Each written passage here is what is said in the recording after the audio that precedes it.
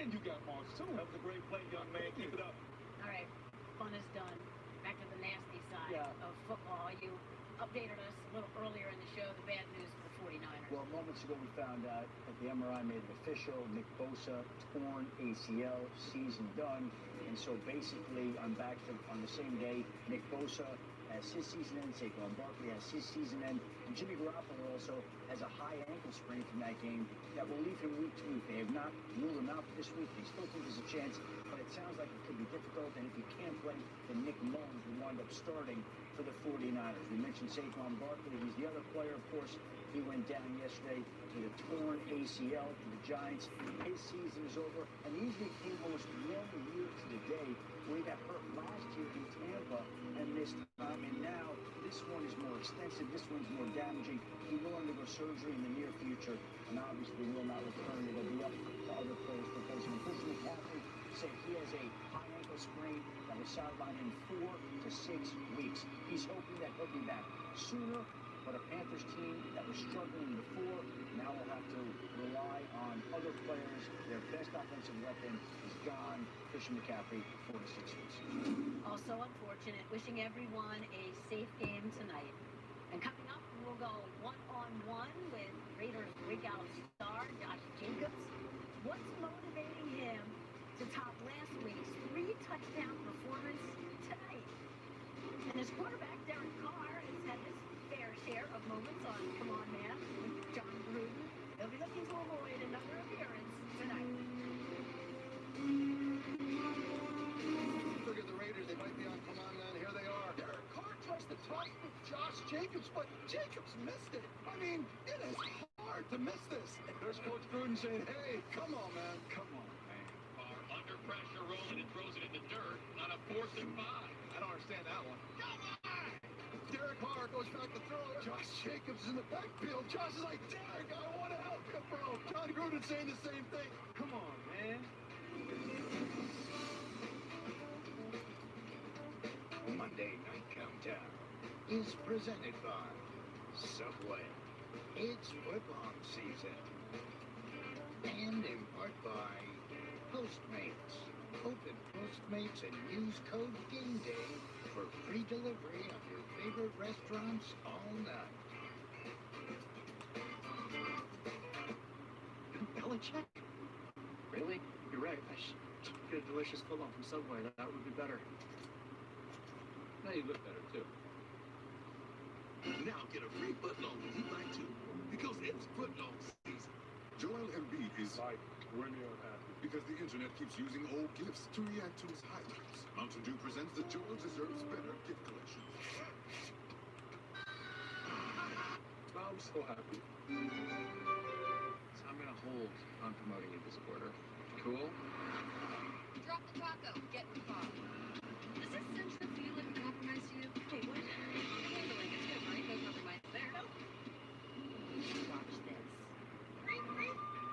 Clear automatic braking. So if this Nissan Sentra is going to compromise, what should you? Hooray! That a girl. The all-new Nissan Sentra with more standard safety features than any on its class. We're so embarrassed. We overpaid for this used car.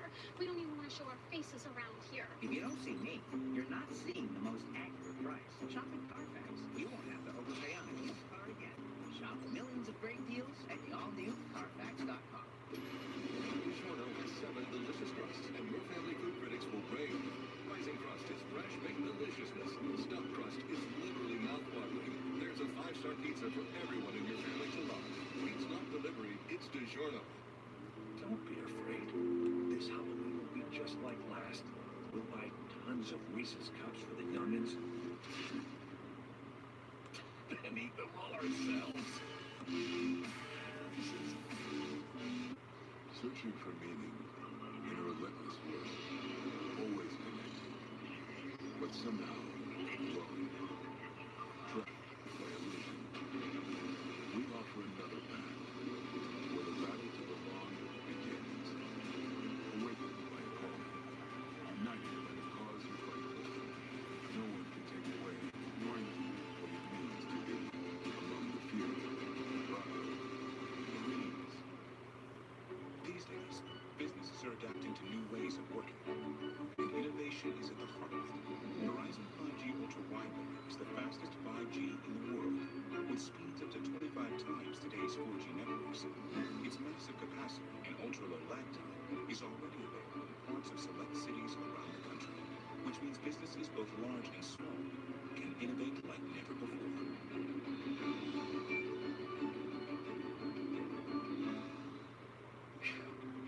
Are you okay? Oh, it's just a cold. If you have high blood pressure, a cold is not just a cold. Most cold medicines may raise blood pressure. Choose Chlorocine HPP, the brand with a heart, for powerful cold relief without raising your blood pressure.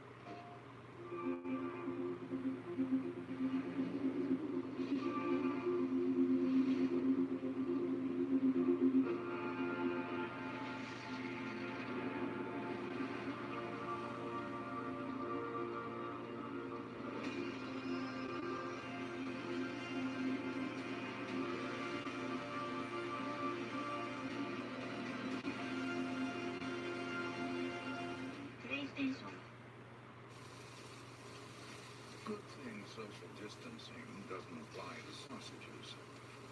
Because this pork party just hit capacity.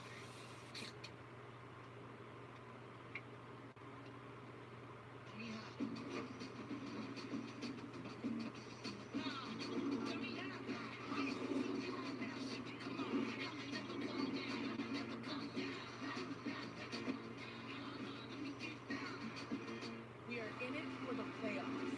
The Storm, Sun, Leafs, and Aces. Only the best of the game are worthy of the crown. The WNBA, we're in it for good.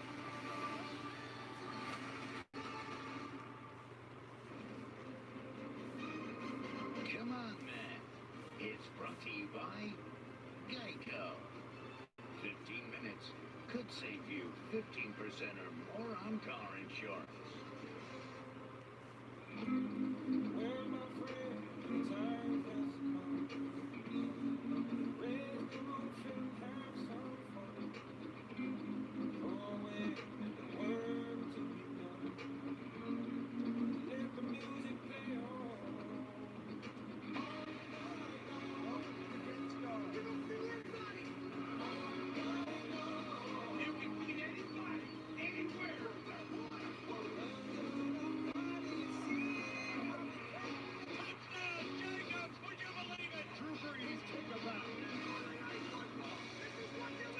Happy birthday, NFL Monday Night Football. 50 years ago tonight, the Cleveland Browns defeated Joe Willie Namath in the New York Jets 31-21.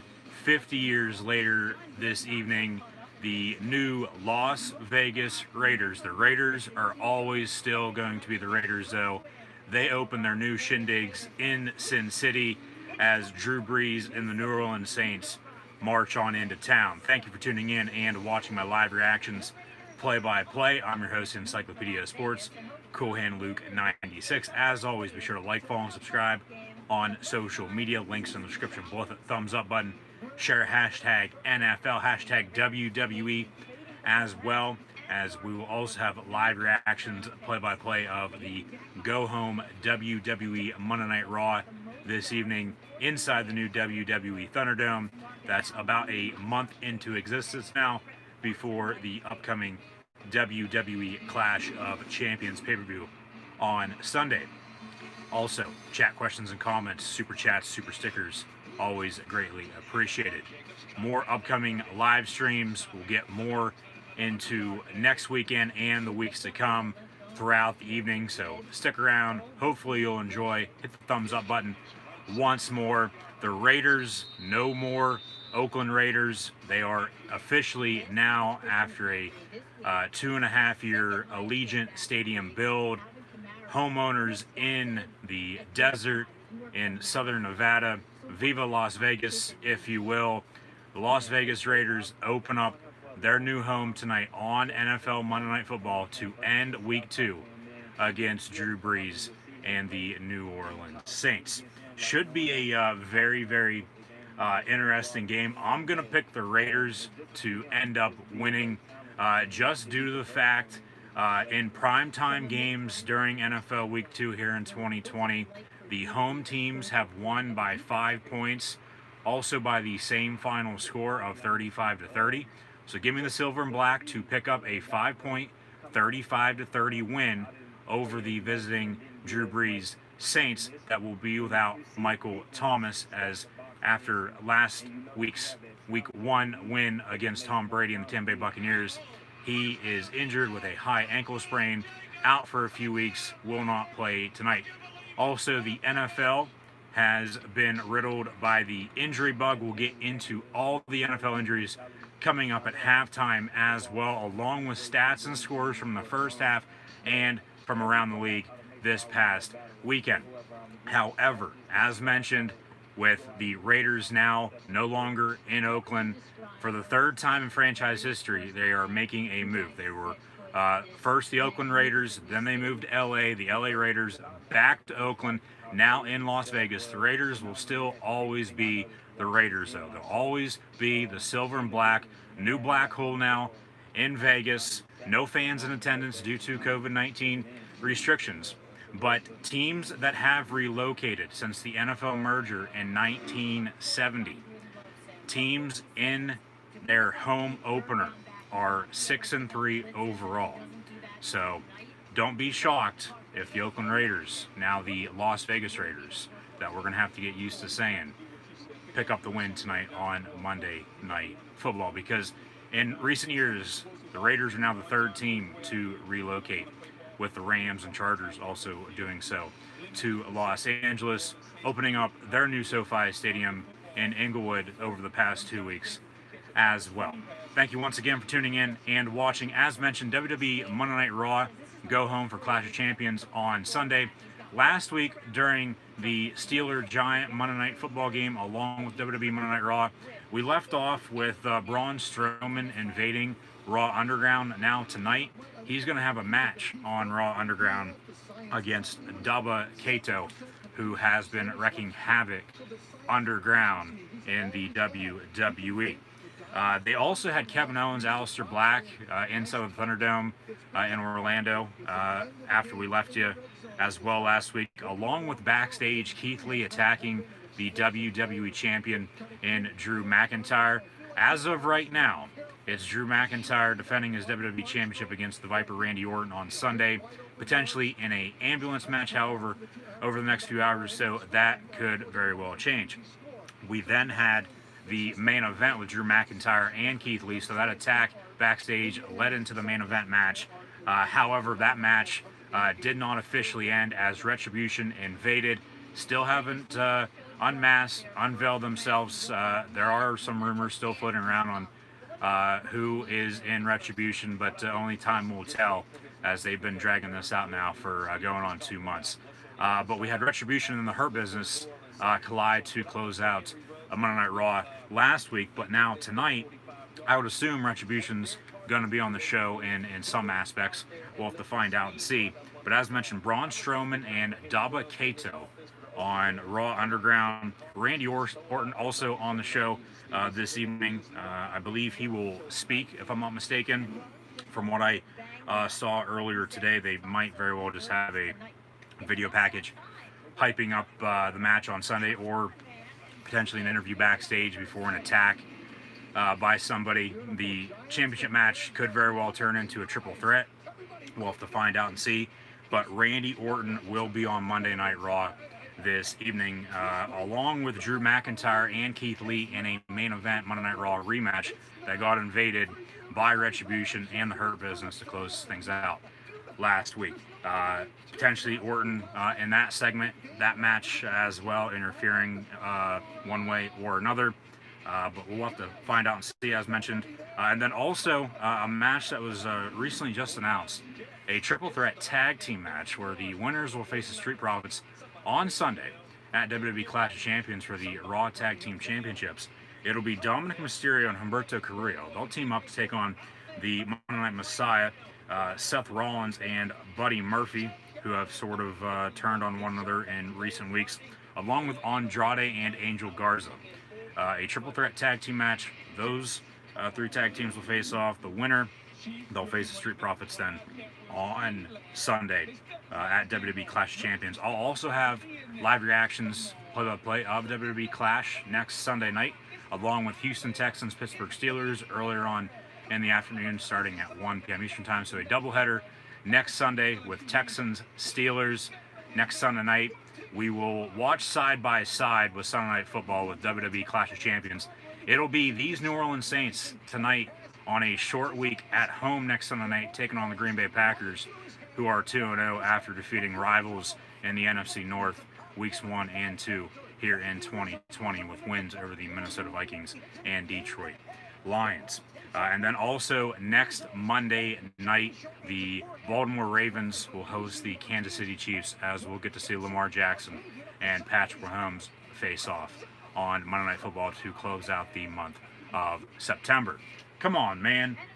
Hopefully here shortly, Monday Night Raw and Monday Night Football will officially begin. The Monday Night Countdown crew still on hiatus from being on the scene due to COVID-19 restrictions, of course, as everybody has gotten used to, at least hopefully you have by now, to all the circumstances with what everyone is dealing with here in 2020. Hopefully everyone's staying safe once again, and thanks for tuning in and watching. They're going over game picks as the Saints are favored by 4.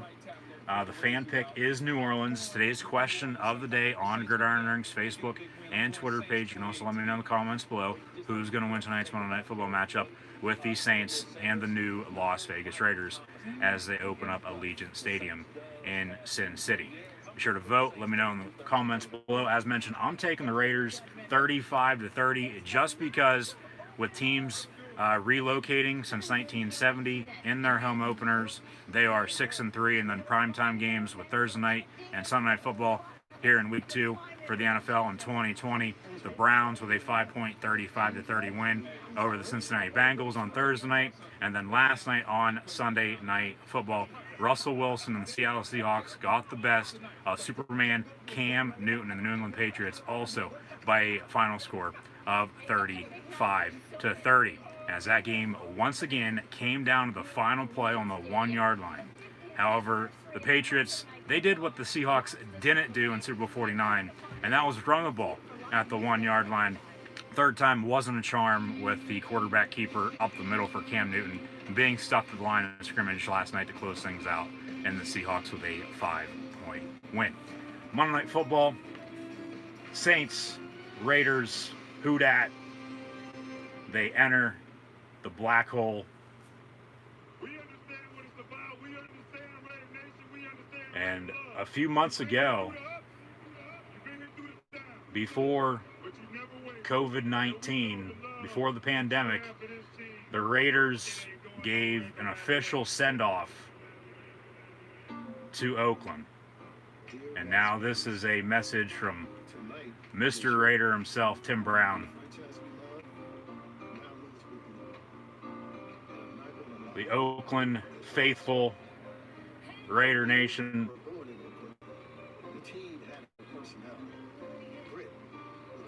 Raiders had personality and grit, no doubt about that. Moving once again. Just win, baby.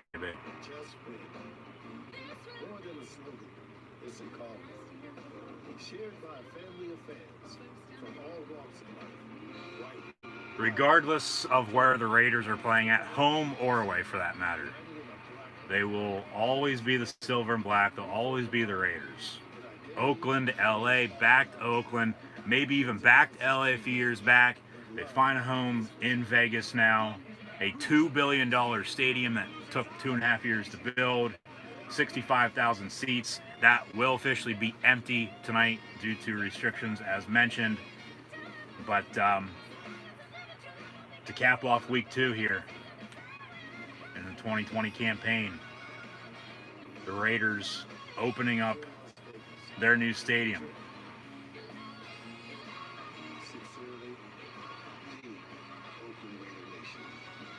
The Oakland Raider Nation.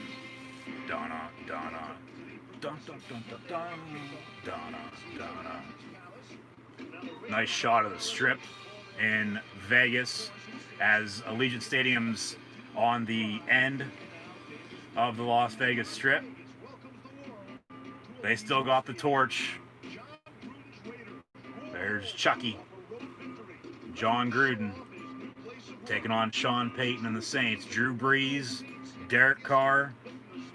Drew Brees making his 26th start on Monday Night Football. Records will, in fact, be broken tonight with a lot of firsts. However, 50 years to the day. Happy birthday, Monday Night Football.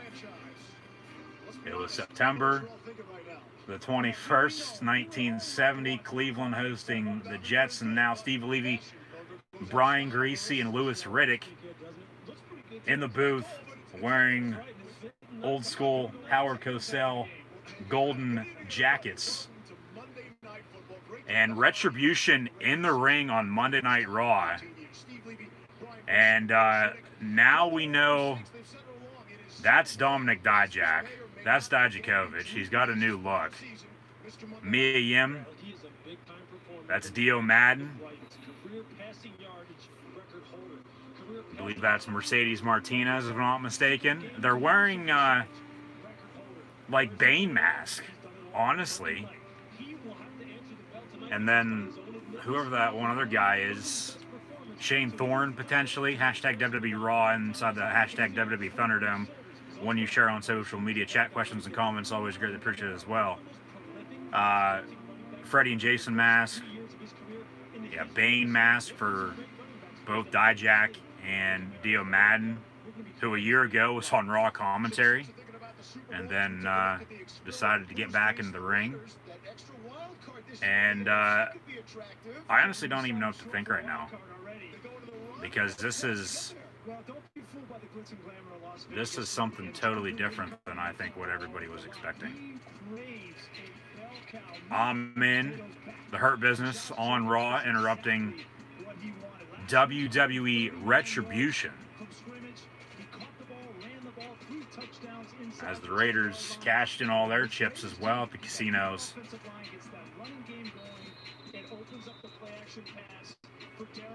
We'll have to see how tonight goes.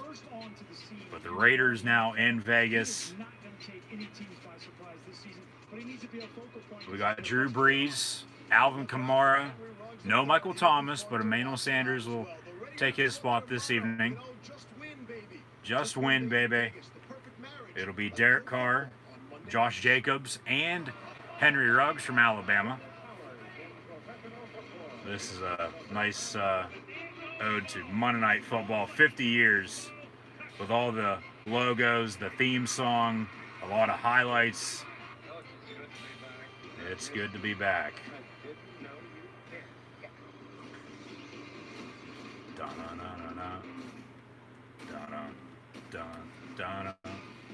Hashtag MNF50. Monday Night Football turned 50 years old tonight.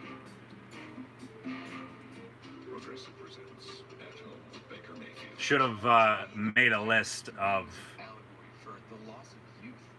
memorable moments of Monday Night Football, but there'll be time for that a little bit later on. Now, with the Hurt Business in the ring, Bobby Lashley on the mic, surprisingly. More Retribution members come out. They're now surrounding the ring on the ring apron. And the Hurt Business going for the attack, but number-wise, they are very outnumbered. But they're holding their ground for the time being. Hurt Business with MVP Bobby Lashley, Shelton Benjamin, and Cedric Alexander. And it looks like Retribution. It's Dominic Dijakovic, Dominic Dijak, Dio Madden, I believe that's Shane Thorne, if I'm not mistaken, who they've had some high praise for as of late, along with Mia Yim and Mercedes Martinez. So, Nexus 2.0, really, 10 years later, with Retribution taking out the Hurt Business in the opening segment on Monday Night Raw. this evening. So they are, in fact, on the show, and we sort of know who the hell they are now after all the rumors. Potentially a match on Sunday at Clash of Champions. There's not a whole lot advertised right now. Only a few matches. Card-wise, honestly, not that good in my opinion. We have Drew McIntyre and Randy Orton as mentioned for the WWE Championship. That could very well turn into a triple threat, though, with Keith Lee, who is, in fact, in a relationship with Mia Yim, so they're both up on the main roster now, it looks like. We'll see what happens with Mercedes Martinez, because she's sort of been on both Raw and NXT as of late, but now some retributions have been revealed. We'll see what the future holds there. And then with a triple threat Intercontinental Championship match with Jeff Hardy, AJ Styles, and Sami Zayn, which I believe will absolutely steal the show on Sunday night. That should be the main event. However, we'll probably either kick off the show or be one of the mid-card matches and not get enough time to have the superstars, the wrestlers, showcase their talents to the best of their ability by any means. But that's just WWE booking for you. But really, other than that, there's not a whole lot going on for Clash of Champions on Sunday, but they'll probably, I know they're going to add at least one more match with that triple threat tag team number one contendership, where the winner will face Street Profits at.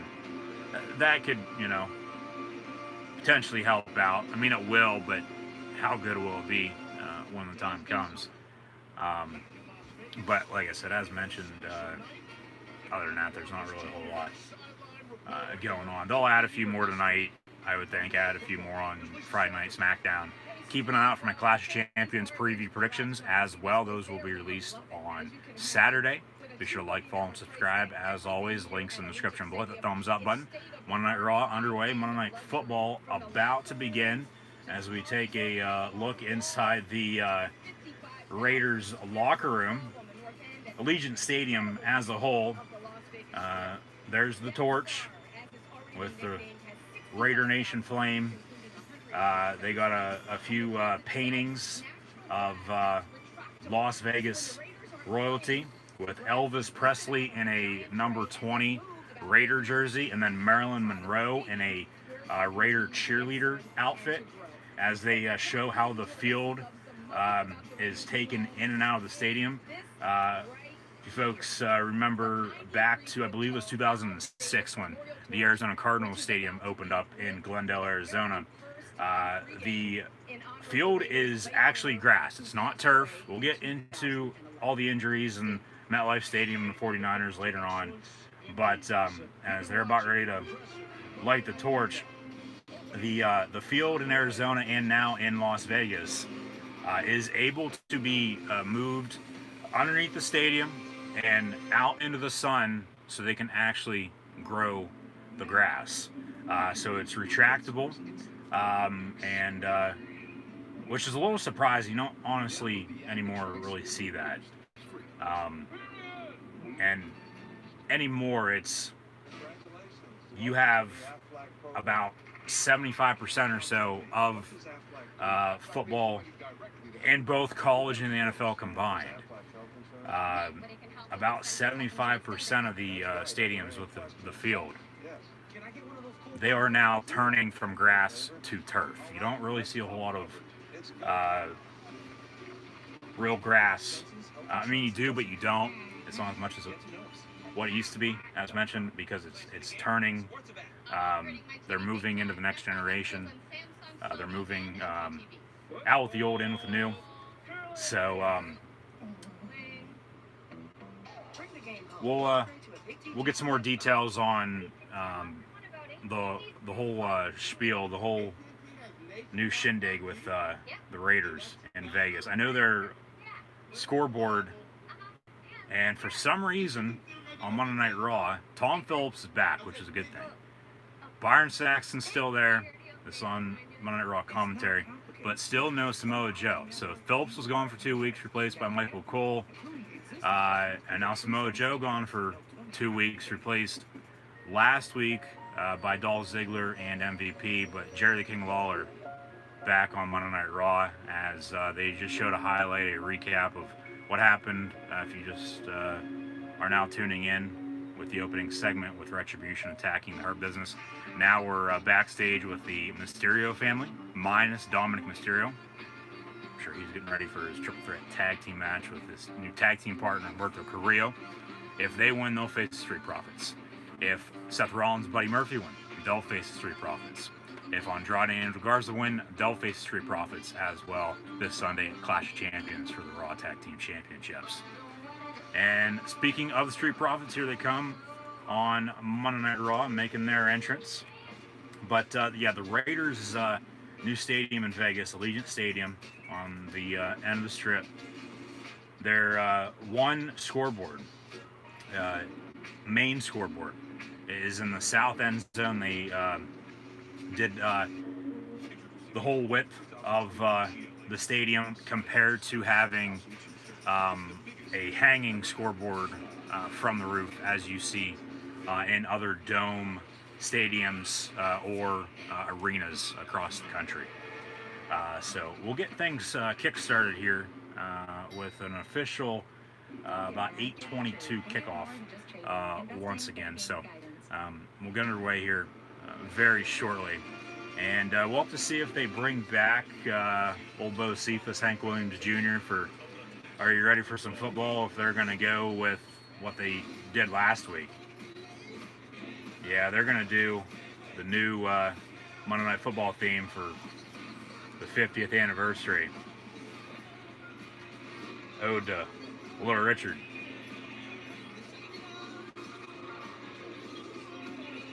And the Saints taking on the Raiders once again in the first ever NFL game in Las Vegas. Honestly, should be a good game. Both these teams, stacked to the core on offense. Honestly, going to come down to defense, in my opinion. Once again, what defense late is going to bend but doesn't break. And with the home teams in primetime this week, winning by 5 and the same final score, 35-30. Give me the silver and black. Give me the Oakland, now new Las Vegas Raiders. The flame is lit. And all you have to do, really, as Carol Davis, the wife of the late, great Al Davis, just win, baby. She lights the torch. It looks like all you have to do is plug it in or hit a button, rather than actually, with a torch, light the flame. So, they brought back John Gruden. He's now in his third year, in his second stint as the Raider head coach.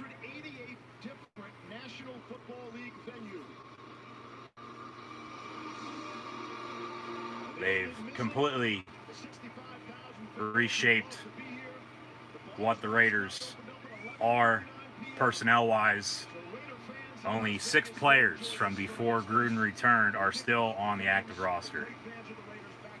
And Daniel Carlson going to kick off from right to left. Saints back deep to receive. And we're underway in Vegas with the Saints and Las Vegas Raiders. Touchback. It'll be 1st and 10. Drew Brees and the Saints as they marched on into town earlier today. 1st and 10 from the 25-yard line. No Michael Thomas, out with an injury once again. High ankle sprain. They host the Pack next Sunday night. So we'll have to see if they'll be eligible to return then or not. They didn't put him on IR, which was a good sign, because if you go on IR now, it's only a 3-week layoff. End around. And Harris going to pick up 11, 1st and 10 Saints. And some pushing and shoving already off the bat. Getting chippy. But as they show off Drew Brees' Monday Night Football cleats. So after a pickup of 11, first kickoff was by Daniel Carlson. First play went for 11. Breeze under center, fake the give to Latavius Murray, going deep down the middle, almost picked off at the 45-yard line. Incomplete, intended for Jared Cook. And now it looks like coming up next on Monday Night Raw, it will in fact be that triple threat tag team #1 contendership match where the winners will face the Street Profits. So the Street Profits ringside on commentary. And we do have an ambulance by the entrance as well, so that's probably a good sign for Drew McIntyre, Randy Orton, potentially Keith Lee on Sunday at Clash of Champions in an ambulance match. Ball at the 36, 2nd and 10 after the incompletion. Taysom Hill gonna keep it. Former BYU Coug on the keeper, gonna pick up about 8 yards, 3rd down and 2. He's your Swiss Army knife type of player, can literally do anything asked, as he's going to stay in the ball game as Breeze comes back in.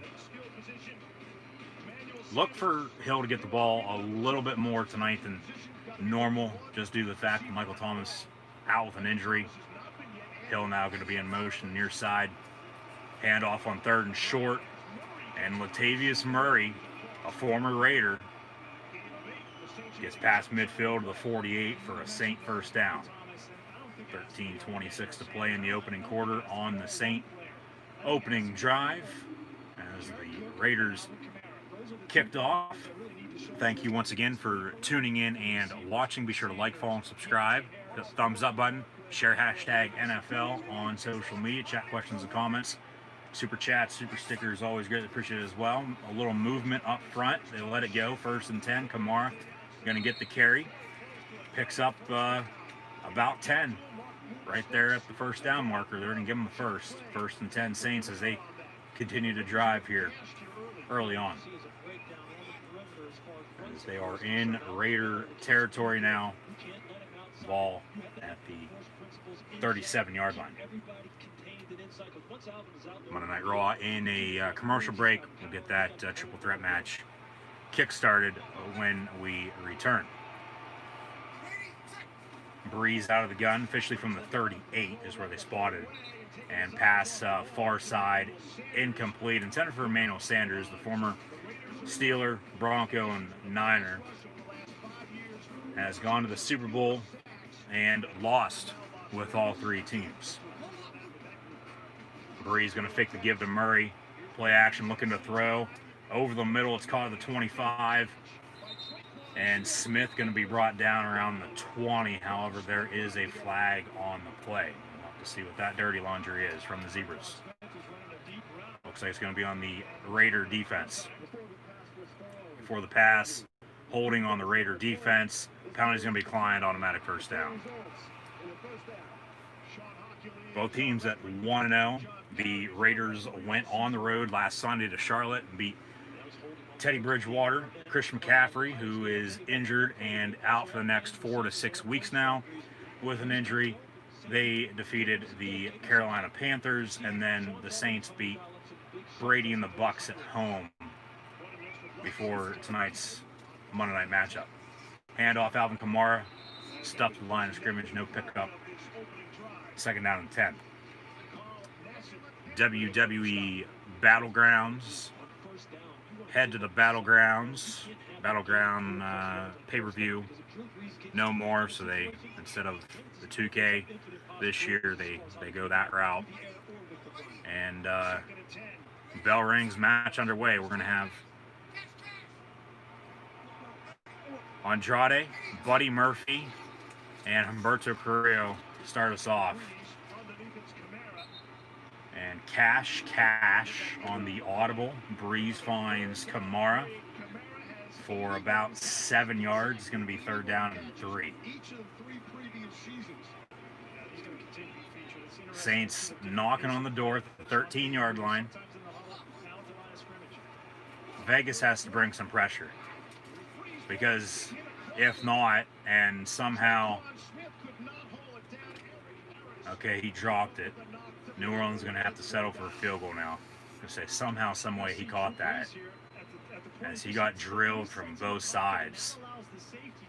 But they have to bring some pressure if they're going to want to get after this Saint offense here tonight. You're not going to be allowed to let Drew Brees stand back in that pocket and expect to, stop him.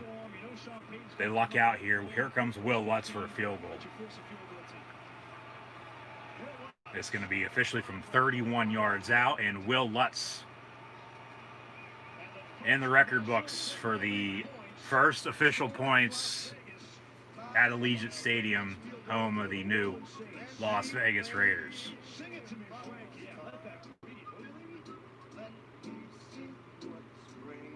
And they'll head to a commercial break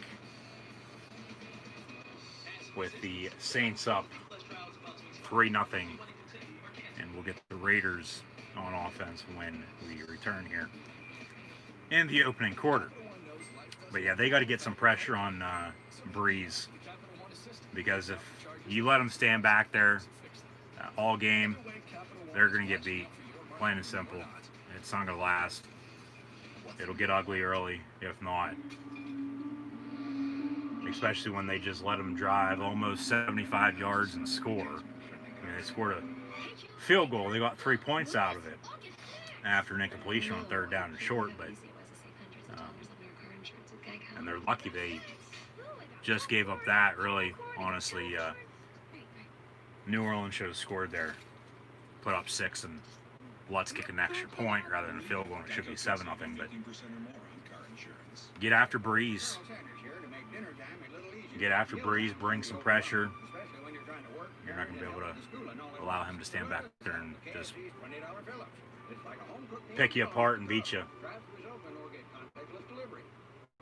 Oakland's probably going to be running the ball a little bit more, I would think, tonight with Josh Jacobs, who had almost 100 yards rushing last Sunday, but he had 3 touchdowns. So we'll have to see what Gruden and Oakland's offense does, as New Orleans looked good on their opening drive, but even with some slow starts from some teams and fast starts from some teams the first few weeks here, something's got to give. We'll see what happens.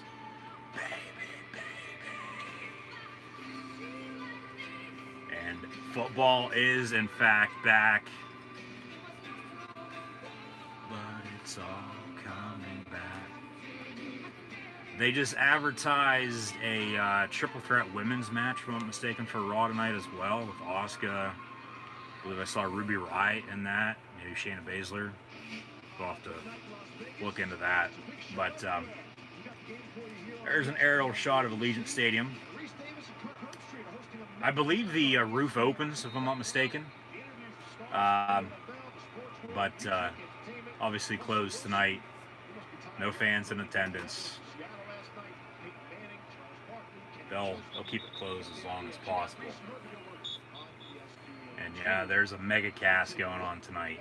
But thanks for tuning in and watching my live reactions, play-by-play.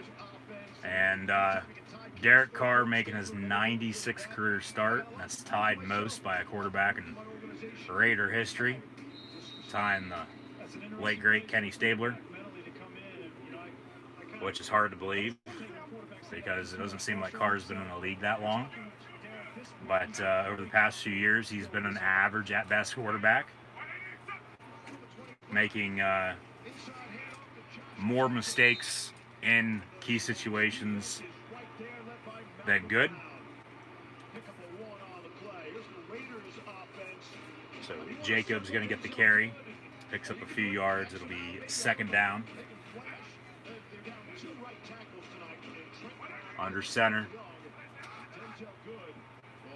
Trying to draw him off early on. Hard count. Officially 2nd and 9 from the 26. Toss play near side. Josh Jacobs. And a good run from him. Going to be 3rd down and 3 after a pickup of 6. Andrade and Angel Garza in control here right now. Hashtag WWE Clash as well. You also get that little emoji following that hashtag. when you share on social media. And first down run, Josh Jacobs once again out of the gun. Gets to around the 40-yard line. It'll be 1st and 10 from there. As we see a replay of, and that was actually the finish of that match. A very quick triple threat tag team match. I mean, if that's anywhere else, you know, we're getting a 20-minute, maybe even a half-hour match rather than a whatever the hell that was supposed to be.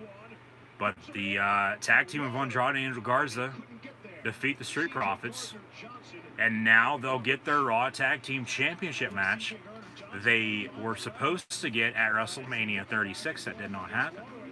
So on Sunday at WWE Clash of Champions, it'll be the Street Profits defending their Raw Tag Team titles against Andrade and Angel Garza now, as they pan to Tom Phillips, Byron Saxton, and Jerry the King Lawler back on commentary tonight. 2nd and 10 from the 40 for the Raiders, out of the eye. They are one of the few teams left that use a fullback. Derek Carr going to be brought down on the sack back at the original line of scrimmage for a loss of 15. It'll be 3rd and a mile, as we're under 10 to play here in the opening quarter.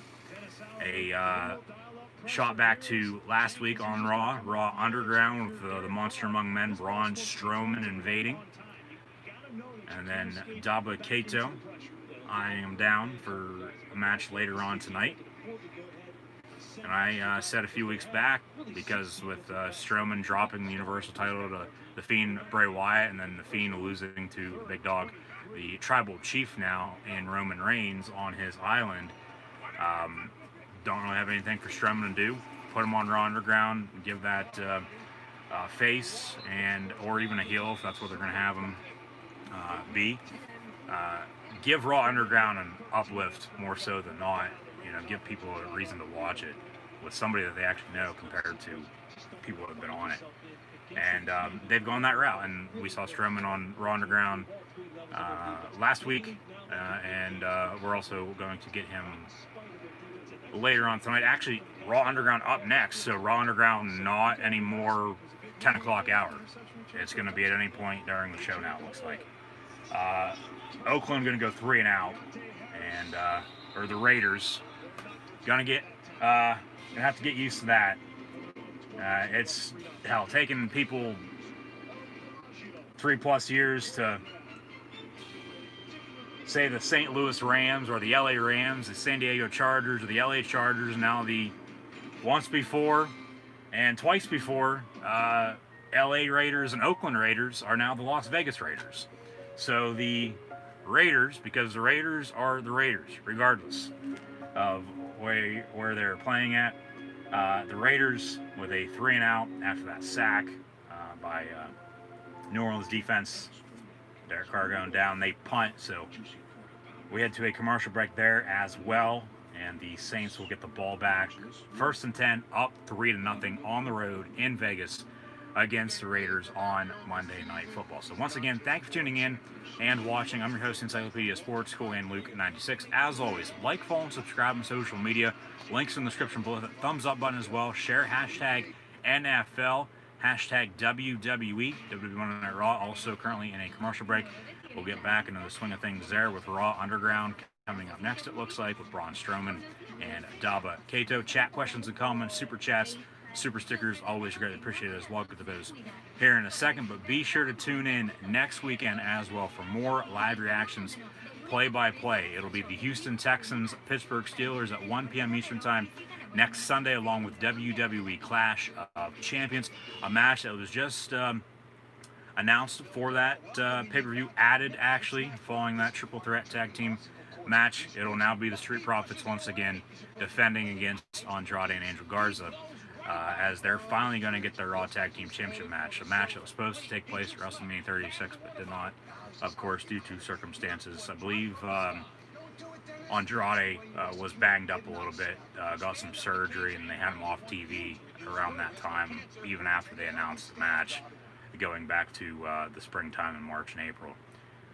But nonetheless, WWE Clash of Champions will have As of now, it's Drew McIntyre, Randy Orton in a singles WWE Championship match that could very well turn into a triple threat ambulance match with Keith Lee.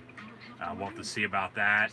And then a triple threat Intercontinental Championship match as well with Jeff Hardy, AJ Styles, and Sami Zayn, who still thinks he's your current IC champ. But nonetheless, it'll be Texans Steelers next Sunday along with WWE Clash of Champions. And the next Monday night, we'll get Patty Mahomes and Lamar Jackson on Monday Night Football. So be sure to like, follow, and subscribe. And we'll go back to Monday Night Football now with the Saints and Las Vegas Raiders. First and 10, Saints at the 22-yard line. Left to right across your television screen, radio and audio dial up 3-0 with 7:50 to play here in the first quarter. Bree is going to hand off. Murray once again for 3, gets to the 25. And we got a flag now on the play. See what this is. Great, dominates the details. At some point tonight, I'm anticipating a line of scrimmage issue. He's got such a great hard count. Official theme for Clash of Champions is the champion. I believe, if I read that correctly, by the score. So shout out to them. And Retribution, they kicked off Raw tonight, finally revealing themselves. It looks like it's Dijak, Dio Madden, Shane Thorne, Mia Yim, and Mercedes Martinez. And they're wearing a few different masks. We got Bane, Freddie and Jason, and your common COVID-19. Alvin Kamara gonna pick up about 12 yards on that first down run for another Saint first down out past the 40 to around the 45. So early on here, the Saints on offense, able to drive, seemingly unstoppable for the time being because Oakland's not bringing any pressure and Breeze is picking them apart, and they're able to run the ball. And Oakland, well, the Raiders, Las Vegas Raiders, once again, on offense. The Saint defense with the sack playing pretty well. Josh Jacobs had a few good runs, but and Kamara, talk about a run. He's going to get the 35-yard line for another Saint first down in Raider territory. And also now, Kevin Owens on Monday Night Raw, the KO show. Mr. Kevin Owens with his own Kevin Owens show tonight on Monday Night Raw. Hopefully it'll be Kevin Owens, Aleister Black on Sunday at Clash of Champions. I wouldn't mind that. They fought on Raw Underground a few weeks back. They actually had a real in-ring match then last week as well, after we left you. After the Monday night matchup with Steelers and Giants. That was in between the 10 and 11 hour, as mentioned earlier. Murray with a toss far side, going to get about 2 yards. It'll be second down as we near 6 minutes here in the first quarter. Kevin Owens on the mic, one of the best. And just keep fighting, the prize fighter, introducing his guest on the Kevin Owens show. And Shane O'Mac is back. Shane McMahon on the Kevin Owens show tonight on Monday Night Raw inside the Thunderdome. Money, money, money, money. Incomplete. 10 for Emmanuel Sanders. Once again, third down and 8. Ching, ching, bling, bling, chow. And Shane O'Mac on Raw. Not Raw Underground, on Raw. And this goes back to around a year ago with Owens and Shane O'Mac, Shane McMahon, having a feud. And then Shane was gone until they just returned with him hosting Raw Underground over the past few weeks or so. Going on about 2 months there as well. So after Horror Show to Extreme Rules, Raw Underground, Retribution, and things are moving in the right direction for both of those, along with the Thunderdome. So we'll see what the future holds. And a big stiff arm from Smith as Breeze hit him over the middle for a big first down pickup. And now the Saints after some yak yards from Traquan Smith. New Orleans going to have a 1st and goal around the 5-yard line.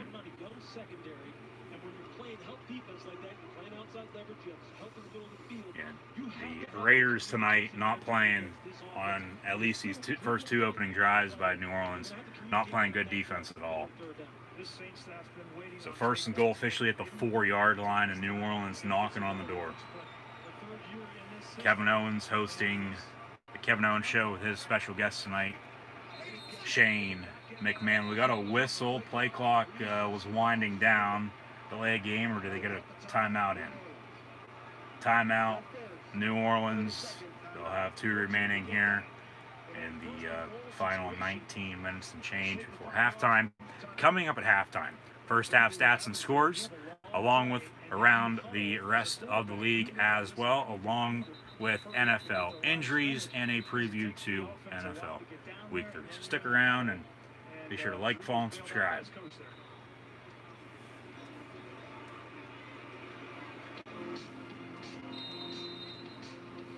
And they're going to hit a, no? Okay.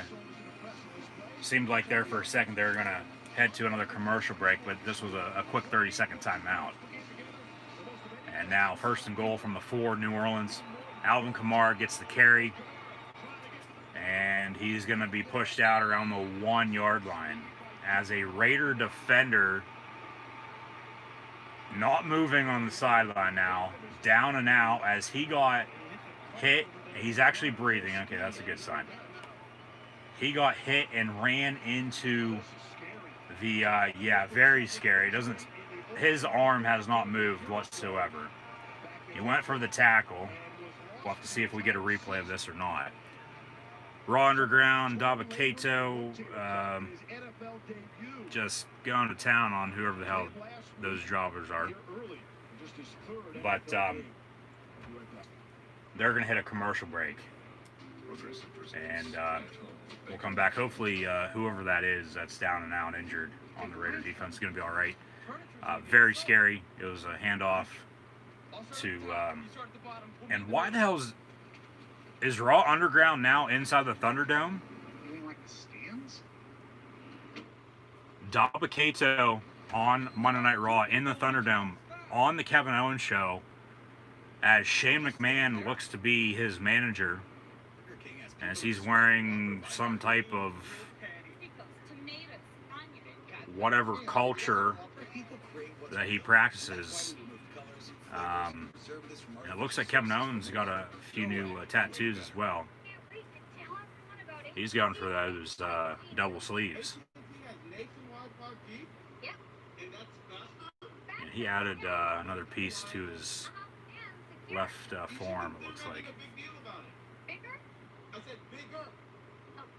And Kevin Owens in the face, on the mic, talking to Dabakato tonight on Raw. Hashtag WWE Raw. No, but this injury, they'll probably bring the card out for him on Monday Night Football. It was a toss or a handoff far side to Kamara. Almost broke the plane on the far side. Right at the pylon. Was taken out the 1-yard line. And then with the tackle, he slid and I believe ran into his defender, if I'm not mistaken.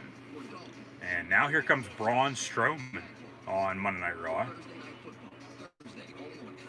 Still technically, from what I've heard, on SmackDown. But with him on Raw Underground and up against Dabakato, we'll see what they do there.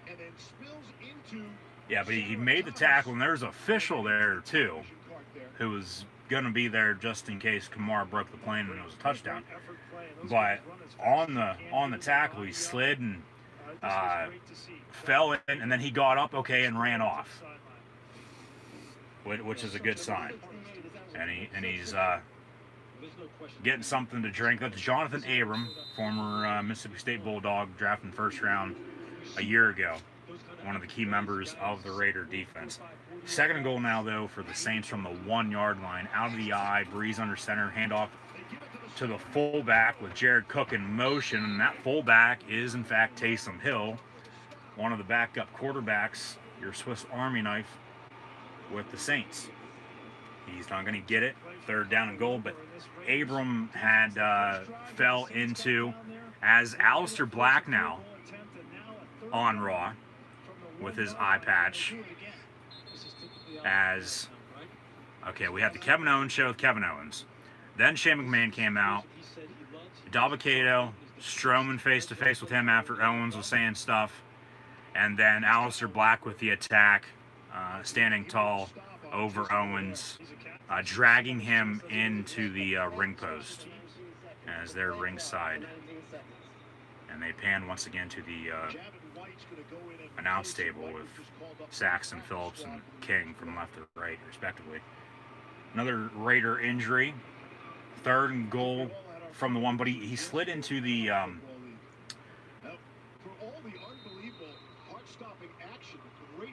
Breeze gonna give the play call now. I think a sneak. 3rd and goal. Josh Hill in motion.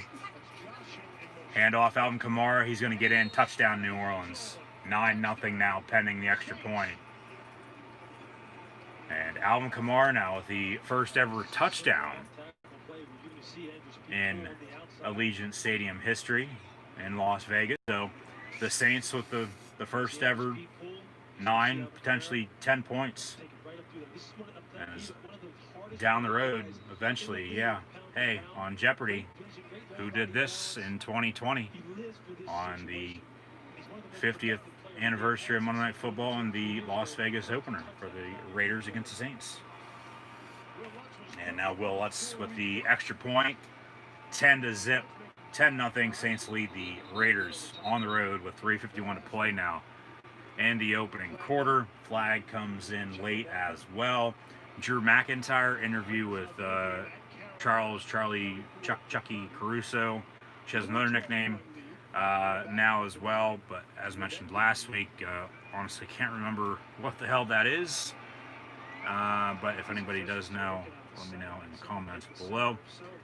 But Abram had he slid into the camera that goes back and forth on the sideline for the broadcast.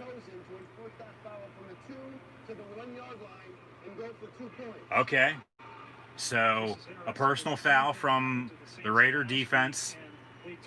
They're gonna take the penalty, take the extra point off the board.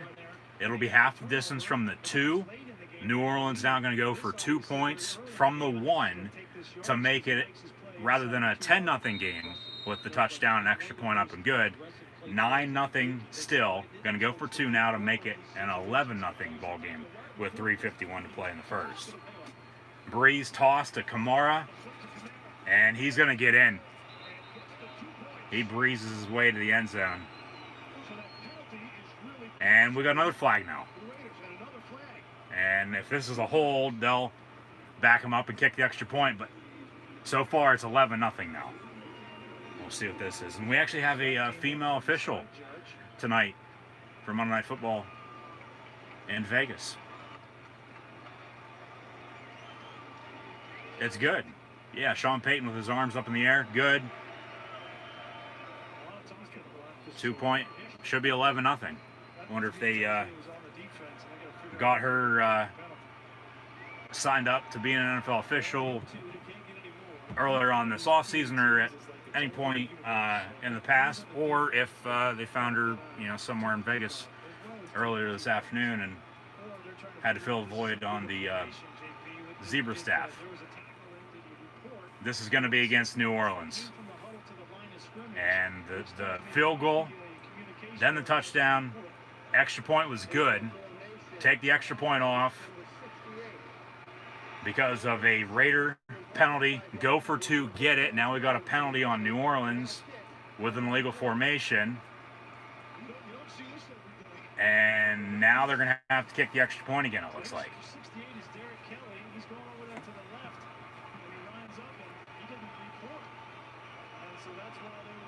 Yeah, an illegal formation by New Orleans. And still 9-0. So a very weird sequence here to tack on 1 or 2 points. No time has come off as of yet, of course, with the play dead, with the try. And, okay, for the second time in the last 3 plays, the Saints are going to attempt an extra point to make it, once again, a 10-0 ball game as the Saints lead 10-0 on the road against the Las Vegas Raiders with 3:51 to play in the opening quarter. We have another flag. Might as well throw it. Why not? No? Okay. 10-0. Saints lead the Raiders. They have to find something on offense in order to get back in this, because if not, and their defense doesn't step up, keep them in the ball game, give up as many plays as they've done so already to the Saint offense, this might be over by halftime.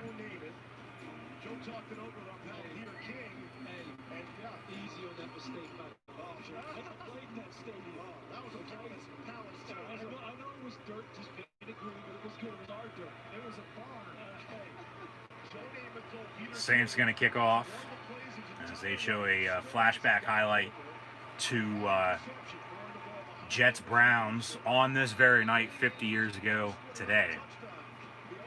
And Cleveland beat Namath and the Jets by 10, 31-21. And from there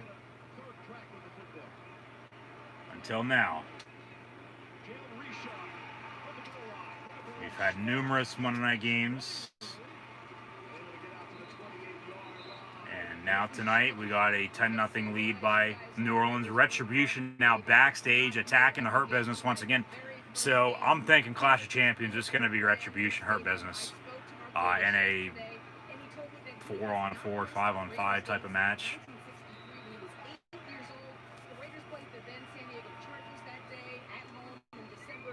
So 1st and 10, Raiders after the Jalen Richard kickoff return out to the 28-yard line. Handoff, Josh Jacobs. Jacobs lowers his shoulder, picks up about 4 yards at 32. And Retribution continuing to wreak havoc on Monday Night Raw. No fans in attendance all year for the Raiders. Yeah, they want to wait until they can sell that puppy out. 2nd and 6. Derek Carr under center, going to fake the give. Jacobs once again looking to throw. Pump fakes over the middle. It's caught at midfield. And Brian Edwards, the new Amari Cooper, number 89, picking up the first down at the 50.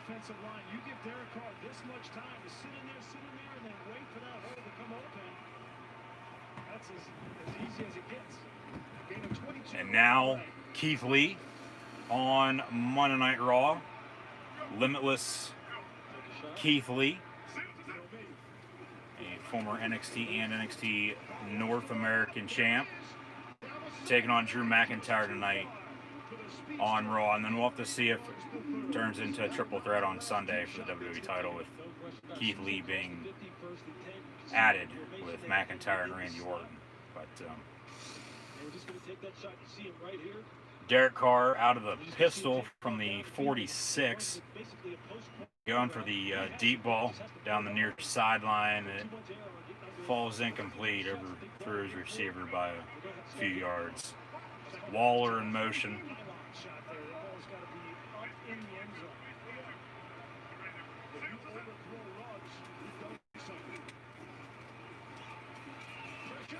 Derek Carr eluding a few different sacks. Flag comes in as well. This will probably be a hold.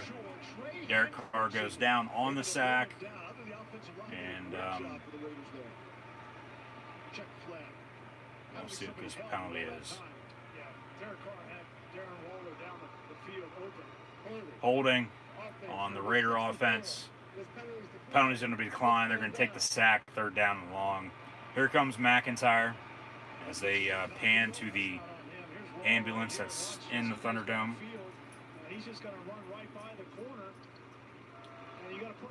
As last week,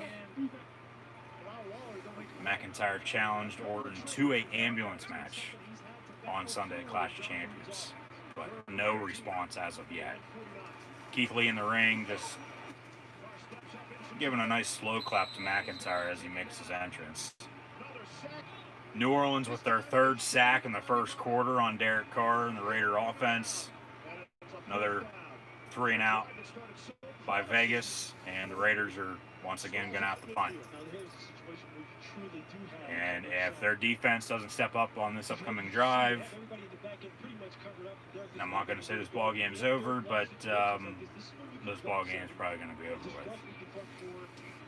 Especially with the way they played so far tonight on offense. Can't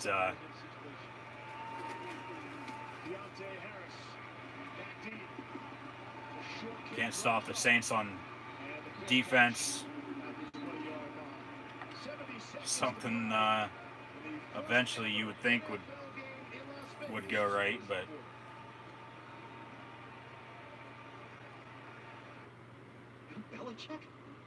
Really? we'll have to see what happens here. Because like I said, if not, this game is going to be over even before it started.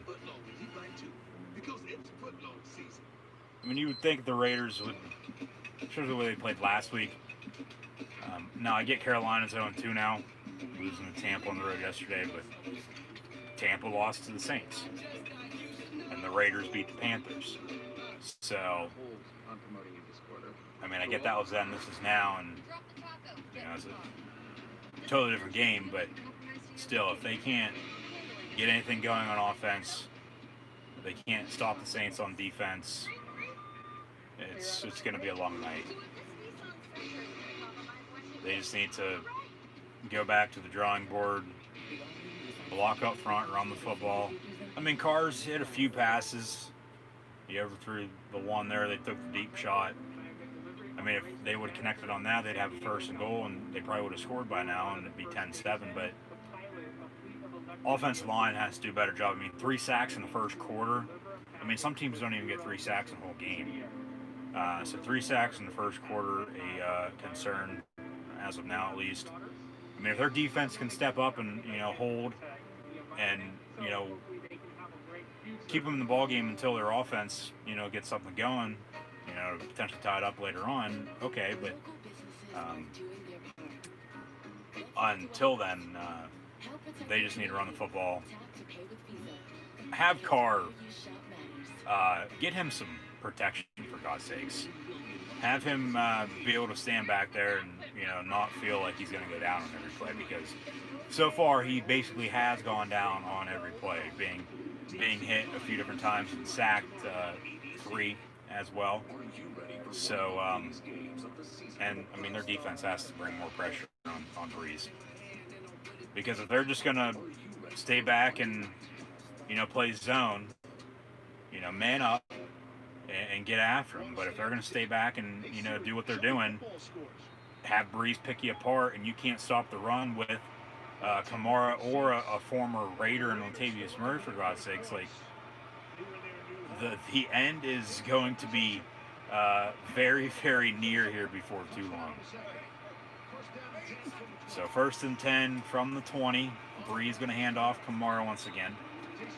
5 yards and some pushing and shoving, but play continues. I believe as well with this Keith Lee-Drew McIntyre match, if Keith Lee wins, he's going to be added in to the WWE Championship match on Sunday, because technically they're saying storyline-wise Randy Orton is injured, so then Keith Lee would get a championship match replacing Orton, compared to a triple threat with all 3. But then if they go that route, I mean, because what else are you going to have Keith Lee do? You know, I'm sure there's a few different options, but from what I've heard, they honestly don't even know what they're doing with them. That's just how bad the booking is. You know, sort of like Strowman. You know, put him on Raw Underground, but don't put Keith Lee on Raw Underground. Send him back down to NXT. He'd be better off. 3rd down for the Saints as we near the end of the first quarter. But Orton's probably going to come out here, you would think. It'll end in a no contest or something along those lines. And the ambulance match with Drew and Randy will go on as planned. Breeze overthrows his intended target and Jared Cook, and now we got a flag coming in late as well. A potential pass interference on the State offense. Pass interference on the Saints, on Jared Cook. Penalty's going to be declined, 4th down, and okay, the Raiders luck out.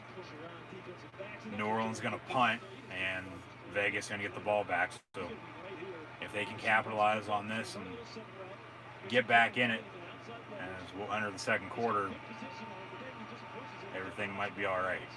Yeah, big push off. And then flag comes in, so New Orleans on the punt.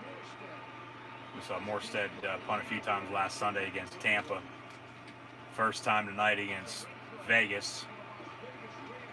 And Hunter Renfrow out past the 35 to the 37, the former 10-year starter at Clemson. ACC Saturday Night Football on ABC. It'll be Florida State and the U.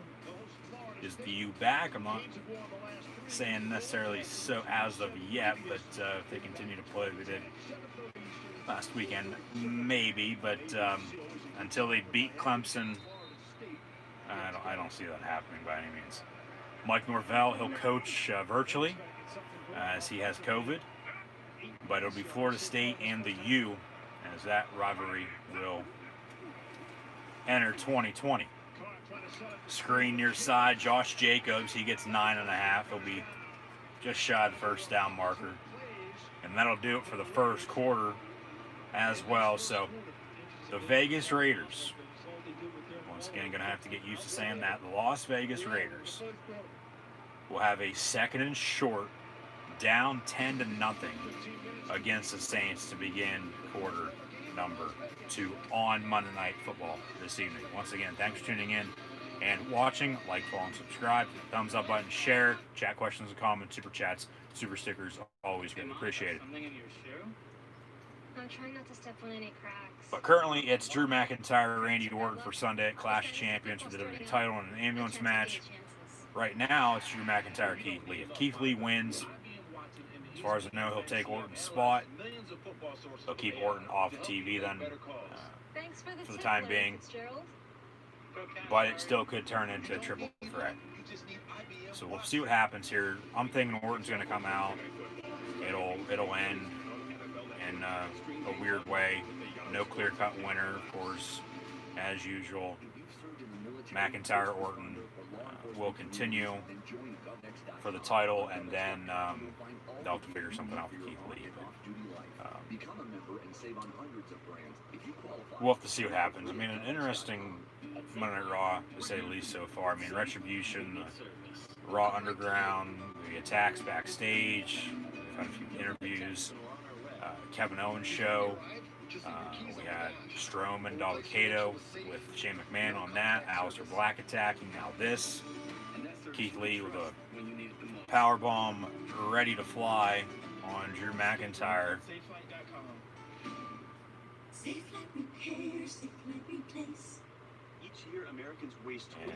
McIntyre gets out of that, hits a spine buster, quick roll up 1, 2, kick out, and 2.5. John Cone, your official referee, as they advertise Clash of Champions for Sunday at 7 p.m. Eastern Time. And as mentioned, I'll have live reactions of that. See a replay of the pop-up powerbomb that was about to blow, that McIntyre got out of, and then hit a spine buster before the kick out on the pin. Commercial break, Monday Night Football. Quarter 2 about to get underway. McIntyre and Keith Lee, neck breaker from the WWE champion.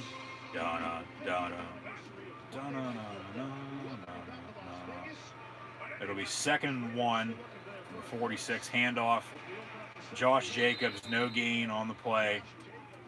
3rd and 1 now for the Raiders as we begin the second quarter. The WWE Universe in full effect, virtually, of course, in the WWE Thunderdome, that I myself have still not participated in, just due to the fact, honestly, not really any time to for the Thunderdome aspect for Raw or SmackDown for that matter. With football season beginning and live streams continuing live right here on YouTube, and not being able to do both at the same time, of course, with side by side tonight with Raw and Monday Night Football, you know, there just hasn't been any time for myself to officially do the Thunderdome. Maybe sometime next month, before they move shop again, if that's in fact going to be the case. However, with a upcoming WWE draft in the near weeks, we'll have live reactions of that as well, I would assume. So it'll be interesting, to say the least, with what the schedule is going to be. I mean, if the Thunderdome continues on into next year, which I believe it will, but unless they get kicked out and have to go elsewhere, that's something different, of course. You know, at that point, do the Thunderdome. But maybe, because I'll be streaming next Monday night too for both Monday Night Football, Monday Night Raw, that whenever there's not a Monday night game that I do, because, you know, as mentioned over the past month now, with Thunderdome being about a month old, football restarting, there hasn't been any time. So even on Friday nights for SmackDown, for that matter. And we have an upcoming NXT TakeOver pay-per-view on October the 4th, a week from Sunday, that very well could be inside the Thunderdome, from what I've heard. We'll have to see. Keith Lee going to go for another power bomb. McIntyre gets out of it. Claymore kick to Limitless Keith Lee. And Randy Orton from behind with a steel chair. Bell rings. And on Sunday, it'll either be Drew McIntyre, Randy Orton, or Drew McIntyre, Randy Orton, and Keith Lee now for the WWE title in an ambulance match. So Orton with the attack from behind. But at some point, just keep an eye out for the social media posts, of course, on Facebook, Twitter, and Instagram, along with, if you watch Raw or SmackDown, keep a lookout for yours truly in the Thunderdome, potentially on a week where I'm not streaming both Monday Night Football and Monday Night Raw. Next week, we'll have side-by-side with Chiefs, Ravens, and post Clash of Champions Monday Night Raw. Punt kick from Orton to Keith Lee. Hashtag WWE Raw. Orton says, no, you can't take my spot on Sunday. And we'll have to see how this unfolds with what they announce later on tonight. It'll probably be a triple threat now. Second down for the Raiders from the 35. Flag comes in. We'll see what this is. This has been a decent drive. Las Vegas's best so far tonight. But for the pass, holding on the Saint defense. Okay, so they're getting a few calls their way now. I was going to say, if that was against them, for the first time, they're actually doing something right, but they kick themselves in the foot, you know, back them up. They're moving in the right direction still, so that's a good thing. And they're knocking on the door. They're going to be first and 10. Let's see where they spot the football here, following that defensive hold. Okay, so first and 10 from the 30. And pass complete over the middle. Waller inside the 20 to the 16. Waller, 83. Darren Waller on the reception. First and 10, Raiders. Coming up at halftime, first half stats and scores from around the league, including this Monday night matchup with New Orleans and Vegas, as the NFL has a team in a new city for the first time in a few years. Man in motion near side. Now man in motion far side. Carr going to hand off Josh Jacobs. He gets about a yard or so, second down. 10 and about 15 seconds to play here in the first half. And they need some points here on this drive. If they don't get any points, whether it be a field goal or a touchdown, with the way this has gone in their favor for the first down tonight, it'll be second down and 9 from the 16 now. Empty set, 5 wide. Play clock winding down. Carr over the middle, gonna be caught. Waller once again inside the 5 to the 3. First and goal, Raiders from there, and they need points. If they don't get points now, this would be a disgrace to Raider Nation. As you would hope for the Raiders to score some points in their first home game in their new stadium in Vegas before halftime. But only time's going to tell. They're right on the outside of the end zone now, 3-yard line, first and goal. Out of the eye, maybe a play action, go to your tight end. It seemed to work so far on this drive. And wide open. They go to the tight end, or the fullback, excuse me. And Alec Ingold, number 45, on the touchdown reception. So a big drive by the Raiders. They go out of the eye,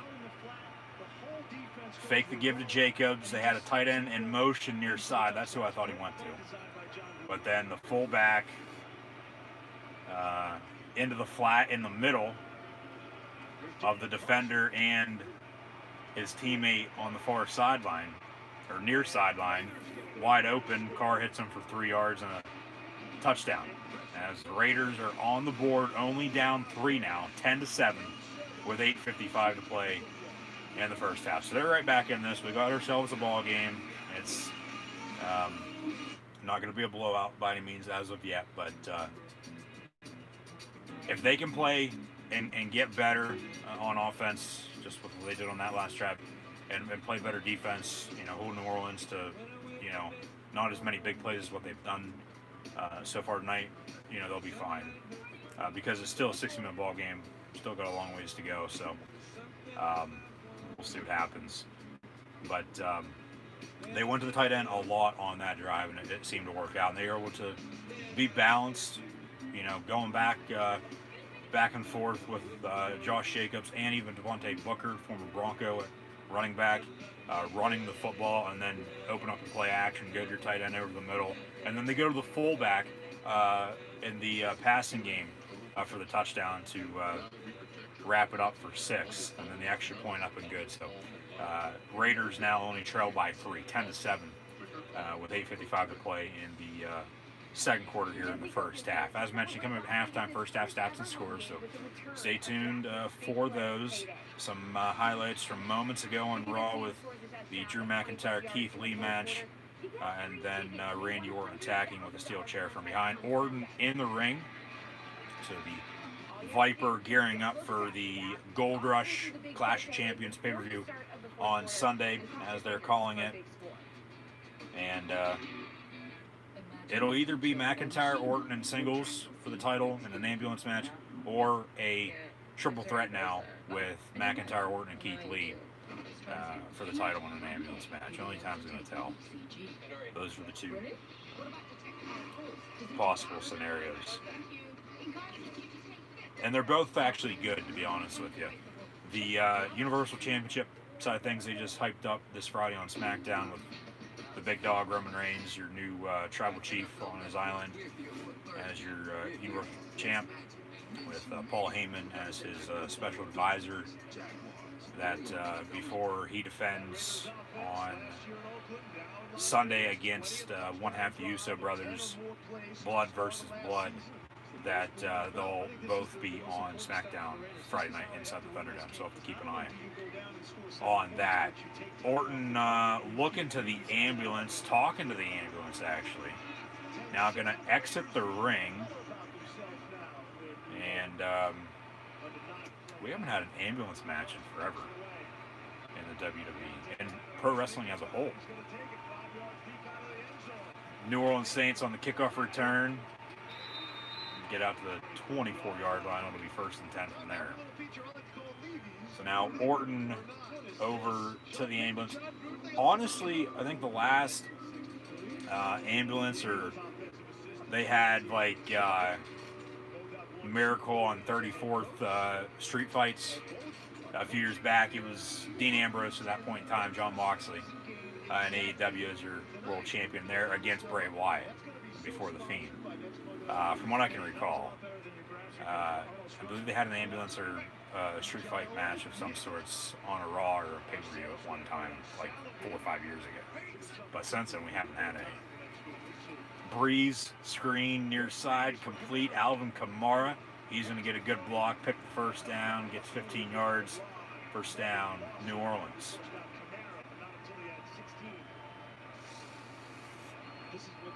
So Orton, he opens the door, the back doors of the ambulance, and stands there as they have the camera pan to him. He's talking on the mic.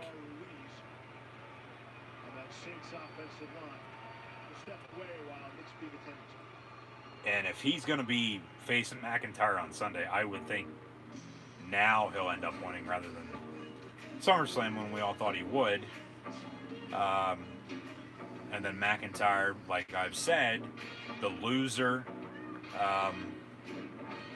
of, well, it was back at SummerSlam. Whoever wouldn't win would go to SmackDown. But obviously they're dragging this out because the draft hasn't happened yet. That'll be next month.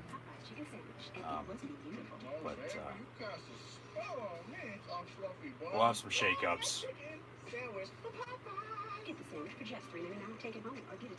Because if you add Keith Lee into it, or even if you don't, and then you have Orton beat Drew and have Drew go to SmackDown, then go against Roman or whatever feud they're going to put him in, or if they keep him on Raw, regardless of the situation. You would think the WWE title picture then it would be Orton and Keith Lee, but who knows? But it'll be Reigns and one of the Usos, the Universal title. We got a women's tag team championship match as well on Sunday. That should be interesting. But as mentioned, really not a whole lot going on for Clash of Champions on Sunday, unless they announce a lot of, worthy matches this week. I know tomorrow's question of the day on social media will be, well, for now it's McIntyre and Orton, but if that turns into a triple threat, that'll change, of course. But then on Friday, we'll have the triple threat Intercontinental Championship match with Hardy, Styles, and Sami Zayn. And even if Kevin Owens faces Aleister Black, might add that in there. I get, we're going to have Week 3 kickoff in the NFL, Thursday Night Football. That's penciled in as of now, with the Jags hosting the Dolphins. And then next weekend, it'll be college and NFL football once again.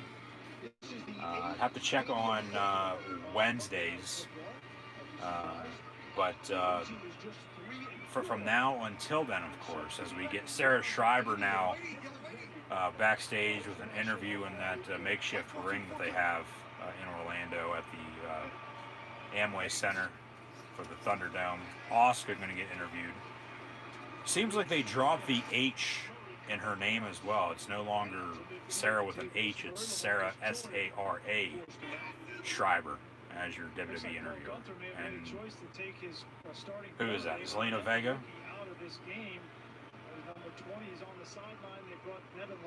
Seems like they're giving her a singles push, and she's no longer affiliated with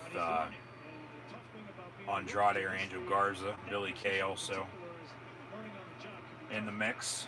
No more Iconics from midfield. 1st and 10 Saints. Right to left here in the second quarter. Play clock winding down. Breeze over the middle, caught 35. And Smith going to pick up 25 yards at the 25 for another Saint first down. There's Peyton Royce. They've broke up the Iconics, but they're still sort of together, which makes no sense. And there's a report that Billy Kay might be leaving, which honestly good for her, but you know, it's probably a good thing because no more Iconics. There's not going to be anything else for her to do. Might be Asuka Peyton Royce though for the Raw Women's title. Drew Brees airing it out complete. Josh Hill inside the 10 at the 7.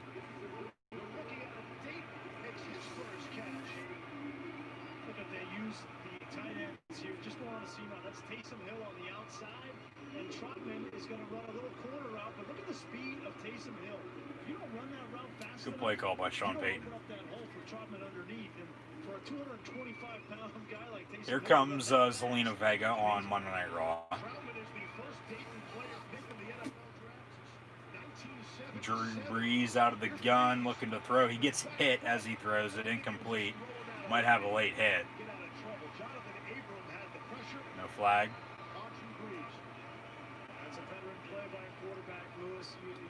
All right. So Drew Brees faked it, got hit pretty hard. All right, up next will be Mickie James and Zelina Vega. The winner will face Asuka on Sunday for the Raw Women's title at Clash of Champions. And that could turn into a triple threat too. You know, they had the botched finish that was probably planned last week on Raw with Asuka and Mickie James for the championship. But now the Viking Raiders in a new commercial, Pizza for Monday Night Raw.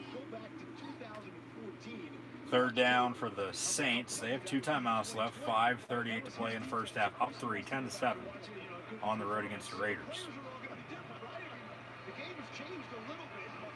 Out of the gun, you got 4 wide, to the top, to the bottom, slant over the middle, complete right at the goal line.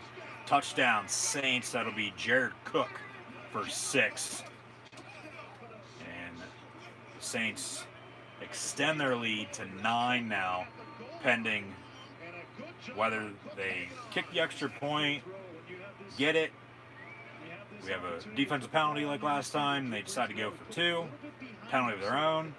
Have to kick it again or not. But it'll be 17-7, it looks like, after the upcoming extra point. That's a touchdown. That is by far for sure a touchdown. And the Saints now, Will Lutz back out to attempt another extra point. It'll be, I mean, we have seen some missed kicks, extra points and field goals early on this season. Not a no-brainer anymore. Not a given. Okay, extra point up and good. 17-7 with the Saints leading the Las Vegas Raiders here in the second quarter. About 5 minutes to play before halftime. So if the Raiders can do what they did on offense there, last drive, down 10 once again, still 3 timeouts, move the ball, drive, cut the lead before halftime. They'll get the ball to begin the second half. We'll have ourselves a ball game, and Um, this could come down to the wire, as a lot of games have this weekend. A lot of people saying football's back. Yeah, no shit. Football's been back for almost a month now, but technically, yeah, literally, we're seeing actually some good football now. And I mean, we were, but with the way the games have turned out, it's even 10 times better, which is a good thing. So,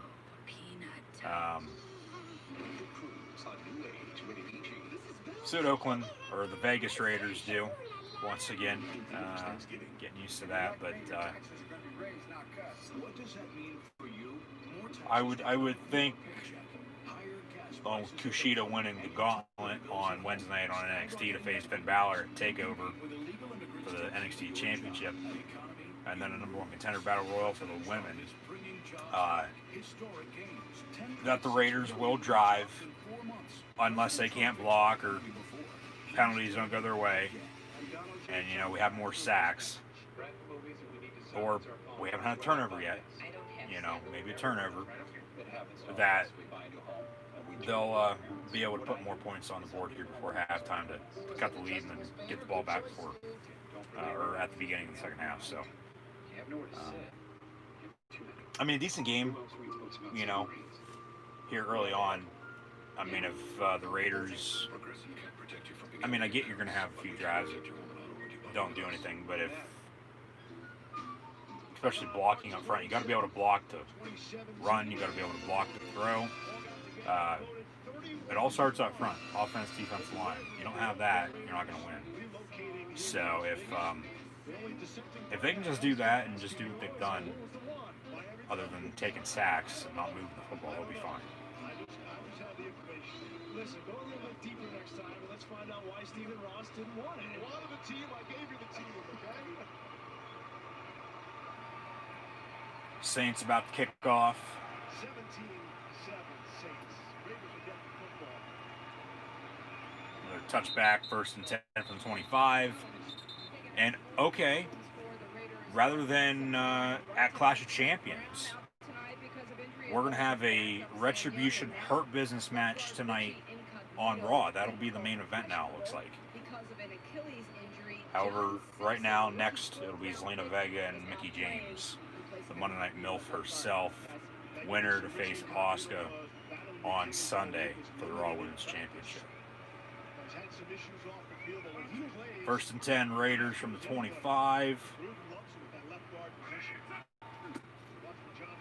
They have not gone to the former Cowboy and former Monday Night Football commentator and Jason Witten at all tonight. Gone to Waller, their tight end, but no Jason Witten. Have not called Henry Ruggs his name. He was questionable, but still haven't seen him. Josh Jacobs, I mean, running the ball all right, not great. But their touchdown went to the fullback, so old school. Man in motion, handoff from Carr, and Jacobs going to lose a few yards. 3rd down and long. Here comes Mickie James now after they just ran a short video package from last week with that match and the botched finish. But nonetheless, 3rd down for the Raiders, and now one of those video inserts with Mickie James as well from backstage earlier. Looks like she'll win. She'll face Asuka. She might even win the title on Sunday then. Derek Carr complete out past the 40, 45, 50. 1st down Raiders from there. They're just giving her a championship match. Asuka will retain. And then Mickie might be done.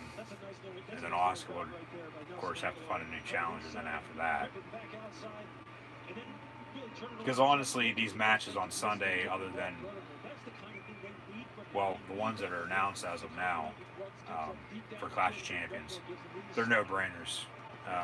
The only one that I could see changing, title-wise, changing hands with a lost by Drew McIntyre and have Orton or Keith Lee become WWE champ. Hunter Renfro complete over the middle of the 35. 1st and 10 Raiders once again.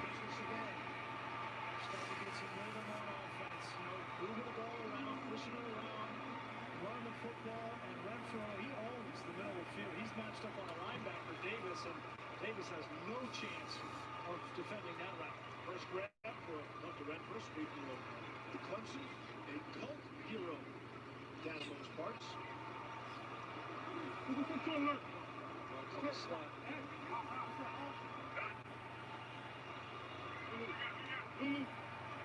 Quick roll-up, Zelina Vega 1-2 kick out by Mickie James. Play clock winding down, empty set 5 wide for the Raiders. Maybe a little bit of a defensive hold. Pass falls incomplete. 2nd down for the Raiders. One of the best in the NFL. You see him sitting right here. You're just going to see him here. Just shadow the tight end coming off the ball. You see, he just remains patient, doesn't go for all that stuttering at the break point, and then makes a great break on the football. That's why Demario Davis is one of the best linebackers in the NFL. Run or pass as a blitzer, he can do it all. 2:40 to play. Empty set 5 wide once again. Screen incomplete. It'll be 3rd down. Talking about the field. This is in fact real grass. It's not turf. Saw yesterday a few 49ers go down on the field turf at MetLife Stadium in the Meadowlands for the New York Jets. The Steelers and Giants didn't have a problem last Monday night.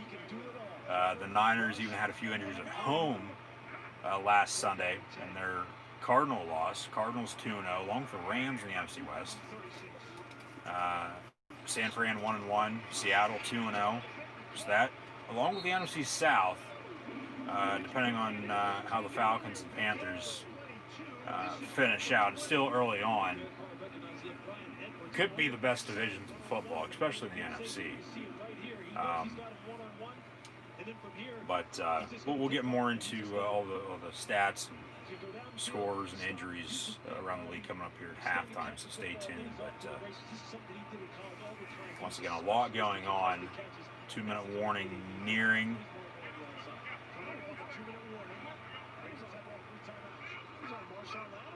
And New Orleans actually jumps off sides. Flag comes in. That's a free 5 yards.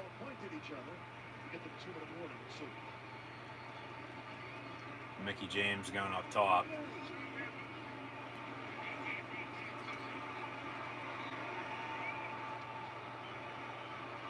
Cover on Zelina Vega. 1, 2. And another kick out. Raiders. Offside by the Saints. 5 yards. So they're going to put 2 seconds back on the game clock, so 2:02 to play. They'll blow the whistle. It'll be the 2-minute warning. And the Saints are going to give a free 5 yards to the Raiders. And they'll have a 1st and 5. So they let the clock run. We're at 1:56 now. They're going to try to reset it again. It'll be 2:02 here. And actually, Zelina Vega picking up the win over Mickie James. And it'll be Asuka defending her Raw Women's title now against Vega on Sunday at Clash of Champions. All right. Asuka's going to win. But still, I mean, that's not bad. Okay, so they reset at 2:02. They come on and say 2-minute warning now because Vegas isn't going to snap it. So we're at the 2-minute mark in the first half tonight with the Saints up 10, 17-7 on the Las Vegas Raiders. And now once again, Monday Night Raw just with Retribution and the Hurt Business, 2 big factions. MVP looking into the camera, yelling some gibberish. obviously hyping up the match with the two tonight, but this is like the third or fourth backstage attack after, or even including the opening segment, and last week. So we'll make that like 5 or 6 now. With okay, Apollo gonna face Cedric Alexander next. Care less about that. But anyways, yeah, we'll say like 5 or 6, maybe even 7 segments of backstage or even in-ring attacks with Retribution and the Hurt Business dating back to the main event of Raw last week. And all of those except for one tonight. So they're dragging this out on tonight's show, hyping up the main event match still to come. Before we go home, before Clash of Champions on Sunday. Commercial breaks for both, and as we near, what time is it? Almost 9:30, I would think, maybe 10. Yeah, 9:33 on the East Coast. 2-minute mark on football. They'll have their halftime report with the Monday night countdown crew. I'm sure Adam Schefter will have a few updates. But stats and scores still to come, along with some injury news around the league in the NFL. So 1st and 5 for the Raiders. 2 minutes to play. They score here, 11 yards out, or even kick a field goal and make it a 7-point ball game, get the ball to begin the second half, tie it up or take the lead, you know, everything's all right. They're back in business. Josh Jacobs going to be brought down, no gain on the play. He's going to lose about, we'll say 2 yards. It'll be 2nd and 7. And the Saints are going to call a timeout in the meantime. So timeout New Orleans. It's as good as you can do it. Davis, after stints with the Jets and the Browns, thought about retiring. And then he wound up signing with the Saints. Grew up from 3 hours from the Superdome. It is love and life. New contract, awesome. Never will.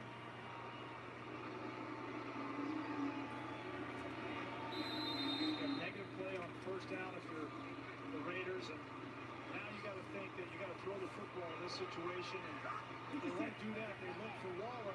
2nd down, ball at the 15-yard line. Need the 6. Carr gonna pump fake, eludes the sack, near side, gonna air it out, incomplete as he throws it away.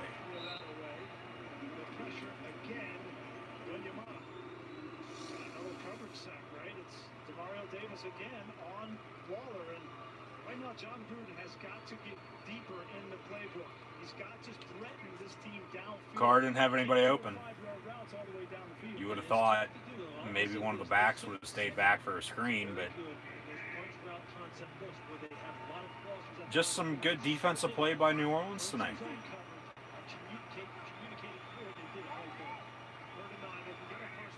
And on the opposite end of that, Raiders not that good of defense tonight, as they've given up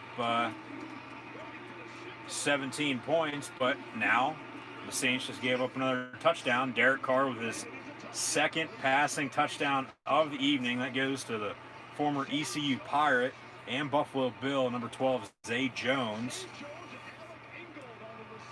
And was that a catch? He can control it, maintain possession as he fell to the ground. Far side, middle of the end zone as he falls out of bounds. They called it a catch. That's a catch. That's a touchdown, yeah.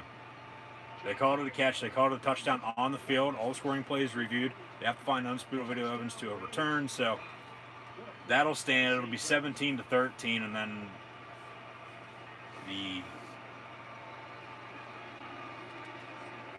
field goal unit extra point on to attempt actually right now. So they got the confirmation and extra point up and good as the Raiders cut it to 3.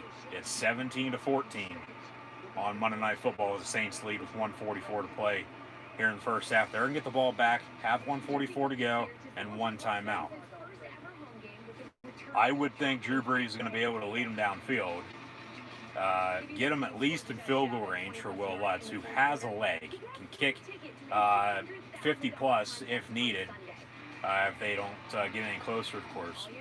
But honestly, other than I believe it was a 31-yard attempt from him earlier with the first ever points in Vegas here tonight, we don't know how, because with tonight being the first game in Vegas, we don't know how kickers, and we saw yesterday, Harrison Butker with the Chiefs.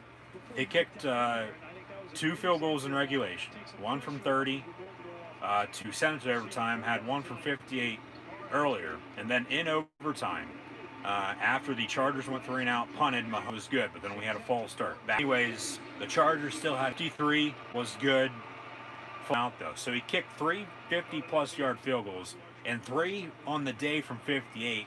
Nailed it for the game winner. Chiefs with the 23-20 win over the Chargers as they opened up SoFi Stadium on their end of things yesterday on CBS. As these new stadiums now, that's a $5 billion stadium in Inglewood. The Rams beat the Cowboys last Sunday night in their opener. Chargers lose to the Chiefs in overtime in their opener. And now the Raiders down 3 in their home opener in their new stadium in Vegas as the Saints get the ball back. 1st and 10 from 25. Now, R-Truth with the 24/7 title with Akira Tozawa and his ninjas, they are on a beach. Truth now has some goggles and some swimwear. Just saw a shark out in the ocean. Of course, that wasn't no shark by any means, but they all freaked out. And then moments later, he's getting out of the water. And he's going back in. He's swimming out. Going to go after that shark. And as everybody runs away, as Truth gets swept away by the tide. Actually, okay. What's up with the 24/7 title? Who has it? Who doesn't? Does he have it? Does he not? It doesn't look like it. Actually, he does have the title. Okay. And that was a shark bag, I guess. I don't know. Very odd. But, hey, that's what we get for a comedic championship. Hurt Business with Cedric Alexander taking on Apollo Crews up next on Raw. Breeze from the 38, under a minute to play. They still have that 1 timeout out of the gun with a back to his left. Intercepted over the middle. Raiders in position with 3 timeouts and 45 seconds to potentially tie this sucker up before halftime or even take the lead now. And Breeze with a misread over the middle. I don't even think he saw the linebacker. He was going for Jared Cook, his tight end. And then Harris was coming over the middle as well. Got pressured, but backer cut across, didn't see him, and Breeze with the first turnover here tonight. And the first turnover in Vegas on Monday Night Football this evening. First mistake by either team. And now the Raiders with 48 seconds.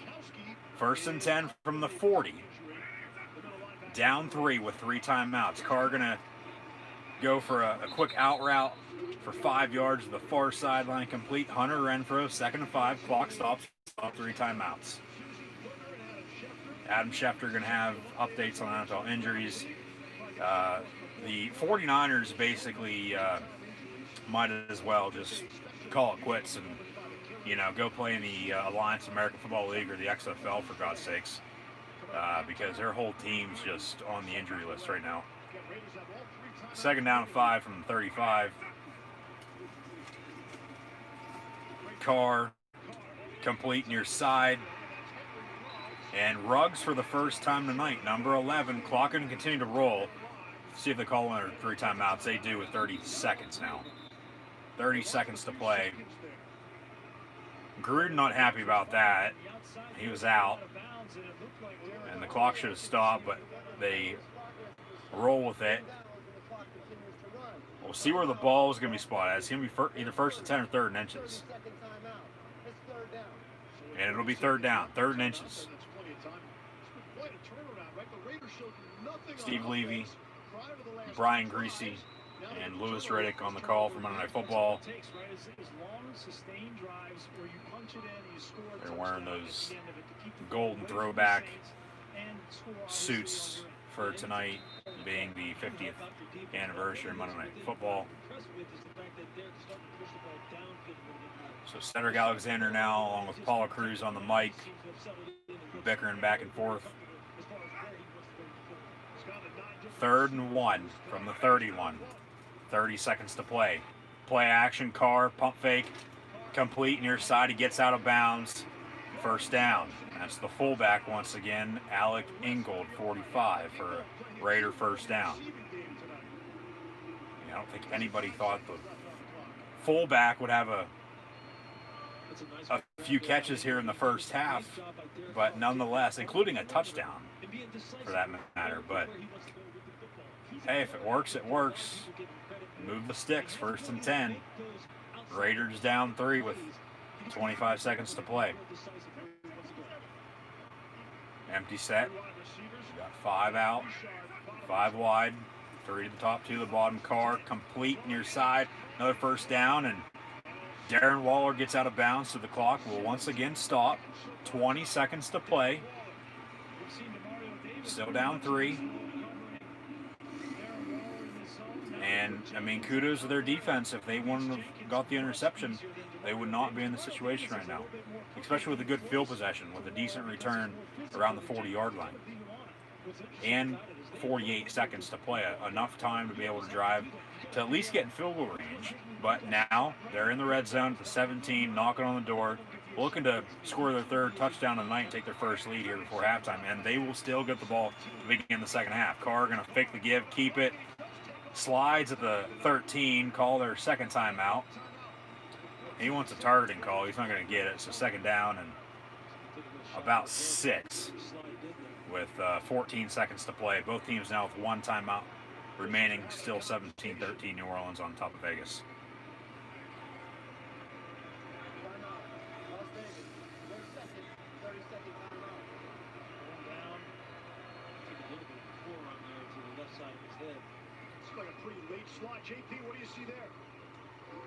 There's no helmet to helmet on that. I mean, elbow to the helmet, maybe, yeah.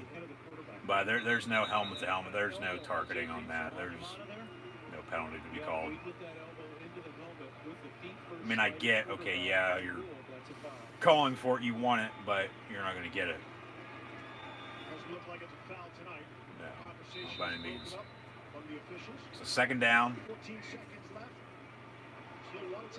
Ball going to be at the 14 with 14 seconds to play.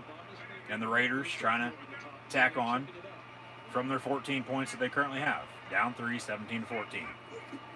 Out of the gun, Carr going to hand off. Jacobs up the gut. They're going to settle for a field goal, it looks like. He gets to the 10-yard line. And so third down. Call their 3rd and final timeout with 9 seconds. They'll run a play here, it looks like. A simple out route or a fade to the far corner. I mean, you could potentially try to get your tight end open over the middle, but you don't have a lot of room to work with here. Play it safe, obviously, if you do that. You know, you don't want to do anything stupid. Don't take a sack because you don't have any timeout to stop the clock now. I mean, if you do run a play, try to get out of bounds. I mean, the safest bet would be to kick a field goal here, because you still kick off. Unless there's a kickoff return for a touchdown, New Orleans is probably just going to take a knee.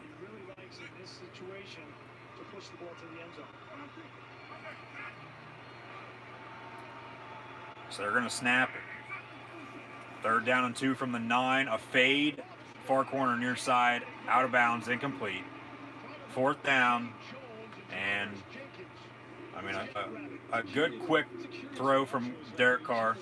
Give his kicker and Daniel Carlson about 4 seconds to come on to attempt a 28-yard field goal, 27-28 yarder to close out the first half, to tie it up at 17. And honestly, who would have thought it'd be tied at 17 after a 10-0 deficit with that early lead by the Saints tonight on Monday Night Football. Kick going to be up and good, so at halftime, as the clock expires, the Saints and Raiders in the first ever Vegas Raider home game tonight on Monday Night Football. We are tied at 17.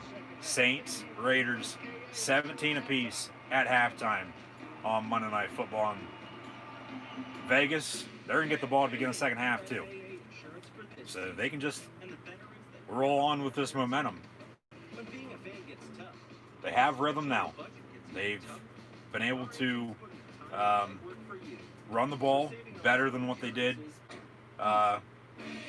in the first quarter and the second. And they've gone to the tight end, even the fullback, for a few big plays. Henry Ruggs has a catch. Waller, honestly, is the biggest playmaker for the Raider offense right now, in my opinion. Especially on that last drive, picking up a big first down, and then also on their opening touchdown drive that they had, following a 10-0 deficit. And now there's breaking news on COVID protocols in the NFL. And the NFL has fined 3 different teams for not wearing masks. We got the Denver Broncos, $100,000 for all 3 head coaches, $250,000 for the franchise. The NFL has fined the Denver Broncos, the San Francisco 49ers, and the Seattle Seahawks $250,000 for not wearing masks on the sideline, breaking COVID-19 protocols. And they've also fined Vic Fangio, the head coach of the Broncos, $100,000. They've also fined Kyle Shanahan, the head coach of the 49ers, $100,000. And they've also fined Pete Carroll, the head coach of the Seahawks, $100,000. So do the math, the NFL just got a free around $1 million. And yeah, wouldn't be shocked if there's going to be more teams and or head coaches added over the course of the next few weeks. But honestly, not that shocking. I mean, they've been debating on whether or not they were going to fine since the season started last weekend. But the good thing is, there has been 0 positive tests league-wide. Players, coaches, personnel involved with all 32 teams. 0 positive COVID-19 tests. So that's the good thing. 49ers with injuries. We'll get into injuries here shortly. They're staying on the East Coast because they played the Jets yesterday. They play the Giants on the road next week. So they're staying in the West Virginia backwoods for the week. And even without their MRI truck breaking down and not giving players who have had injuries occur get those scans and tests done, they're still going to be without Nick Bosa for the season. He tore his ACL. Jimmy Garoppolo could be good to go next week, but then there's the issue with the field. The NFL looking into that right now with the turf at MetLife Stadium and the Meadowlands for the Jets and Giants. However, as mentioned, with the Steelers and Giants last Monday night not having an issue, not complaining, as far as we know at least, and then the 49ers having some injuries at home in the loss last week, week 1 against the Cardinals, before Arizona beat the Washington football team, the Washington Redskins, yesterday, with Kyler Murray, who's lighting it up. Hurt business with, I believe, Apollo Crews picking up the win over Cedric Alexander, but now the hurt business attacking both Apollo and Ricochet post-match. We have teams being fined, coaches being fined. We have all these injuries as mentioned. I doubt the Niners are going to want to play at MetLife next Sunday, but this is how the schedule is. They're going to have to go through with it. They're going to have to play in back-to-back weeks on the road against two different teams, however, in the same stadium, because those teams share stadiums, of course. It'd be like as if, the 49ers or somebody from the East Coast, say, the Jets or the Giants, for that matter, playing out in L.A. against the Chargers or the Rams in their new SoFi Stadium in Inglewood. Because those four teams are the only four teams that share two different stadiums. And two of the biggest, if not the two biggest markets the NFL has in New York and LA.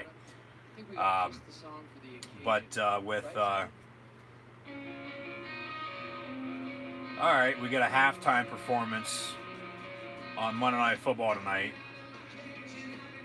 And also still to come, Raw Underground, Braun Strowman debut, or Dawa Kato on, that'll be Raw Underground. They had a little thing on KO show earlier, so I was debating on trying to figure out if they're going to still have that or not, but yeah, they're still going to have that. Raw Underground, Braun Strowman, Dawa Kato, still to come on Raw Underground tonight on Monday Night Raw.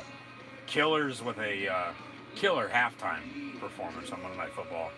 And they're actually on a Vegas rooftop right now performing this.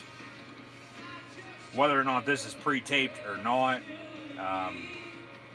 they've had halftime performances the past few years now during Monday Night Football. But we'll get more into Clash of Champions a little bit later on with what's still to come on Raw and how stuff shakes out.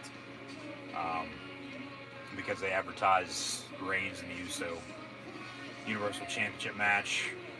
The other Uso twins going to come out. Hell in a Cell's next month. They'll probably have a Hell in a Cell 2-on-1 handicap match. Usos against Reigns for the title. Reigns will win that too. So we'll get more into all that later on. But just keep an eye out for my Clash of Champions predictions as well, as mentioned earlier. So honestly, for Raw tonight, the only thing that they haven't done that they advertised is Strowman and Dawa Kato, because everything else that they've advertised has already happened, which is a little shocking, but it is coming up on 10 o'clock, so Raw Underground's still going to be at the 10 o'clock hour, after a little tease there earlier that it was coming up next at like 8:30. But nonetheless, tonight on Monday Night Football, a tie ball game, 17 apiece now with the Saints and Raiders coming back to tie it up with a field goal there before halftime following the Drew Brees interception. Lucky to be in the situation that they're in, but they played better in the second half, or the second quarter, than they did in the first. And, I mean, kudos to them overall, offense, defense, and special teams. They finally settled down. They've gained some momentum, found their rhythm, and they're coming back, and they're going to get the ball to begin the second quarter, or the second half. So if they can drive and take their first lead now because they just tied it up, I get still no fans, but on the road for the Saints, even with the inserted 70 decibel that they're allowed, and if Oakland's defense, or the Vegas Raiders defense, continues to play better, they might be able to hang on and pick up the win. But we'll see. We've still got 30 minutes to play. I would think, just from watching football and knowing and how these games especially have turned out, to open the season early in the second half. I'm expecting now probably a few 3-and-outs by both of these teams. And it'll probably still be tie at the end of 3. Maybe a 20-17, 24-20 early fourth quarter, before it comes down to the wire. That's just what I'm thinking right now, because it's live. It's live reactions, play-by-play. We'll have to see to be exact. See if we got any other breaking news by any means. NFL fines coaches and teams for not wearing masks. So, people, wear your damn mask. I don't care if it's your, common, that's gonna tie behind your ears, or if you're wearing a gaiter, or if you're, wearing a ski mask, for God's sakes. I don't care what type of mask it is. Wear your damn mask so we can all get back to normal before too long. Okay? Plain and simple. Regardless if it's political or not, wear your damn mask. And that goes out to athletes, coaches, regardless of the sport, and the NFL not having any of it. Fining, as mentioned, coaches and teams around, for the 3 teams and 3 coaches that were fined, a total of around $1 million. So that was once again Vic Fangio with Denver Broncos, Kyle Shanahan with the 49ers, and Pete Carroll with the Seahawks being fined $100,000 apiece, and the teams were fined $250,000. And that's just for not wearing a mask. Just think if, and hell, we've seen it before. You don't wear the right type of cleat, or if you don't wear the right type of sock or armband, for God's sakes, they're still going to fine your ass. So just follow the rules, whether it's political or not. Everything's political right now because the election's coming up on November the 3rd. I don't care if you're Republican, Democrat, Independent, we're all Americans. Plain and simple. And just wear your mask, okay? Wear your mask. If you haven't been wearing a mask, okay, I could really care less, but just do it for the sake and, wear your mask, because unless you've been living under a rock, since middle of March, there's been people wearing masks, people protesting, rioting, looting, with mask on, without mask on, just wear your damn mask, long story short. Okay, thank you. What else we got? Doesn't look like anything else good going on right now. So as halftime continues, we got Raw Underground right now. And who the hell is that? Did Mike Bennett come back? Is that Mike Kanellis on Monday Night Raw on Raw Underground taking on Dolph Ziggler? Sure as hell looks like it. I don't know who that dude is, but it's Dolph Ziggler against somebody on Raw Underground right now. Hashtag Raw Underground when you share on social media. Hashtag NFL, hashtag Monday Night Football, hashtag WWE, hashtag WWE Thunderdome as well. Chat questions and comments, always greatly appreciated. Super chats, super stickers as well. So Monday Night Football, we're tied at 17 with the Saints and Raiders. Some first half stats: Drew Brees, 9 of 18, 136 yards passing, a touchdown and interception that led to Raider points. Those final 3 to close out the first half, tied up at 17. Braun Strowman now on Raw Underground. He wants Dabo Kato. And who the hell is that?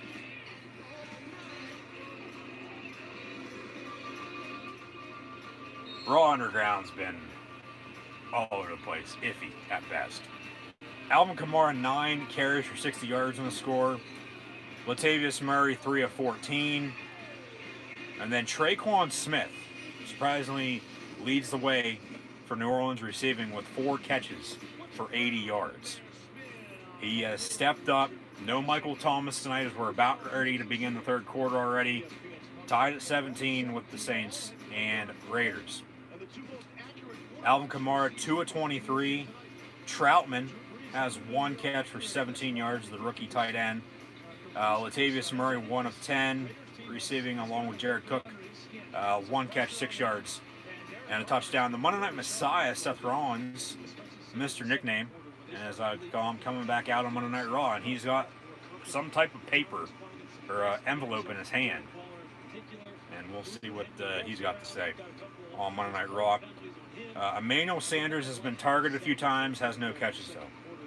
So, other than Kamara, with the type of back that he is, able to run it and catch it out of the backfield, and Smith having 4 catches for 80 yards, I get Breeze has 136 yards passing and a touchdown pass to Jared Cook.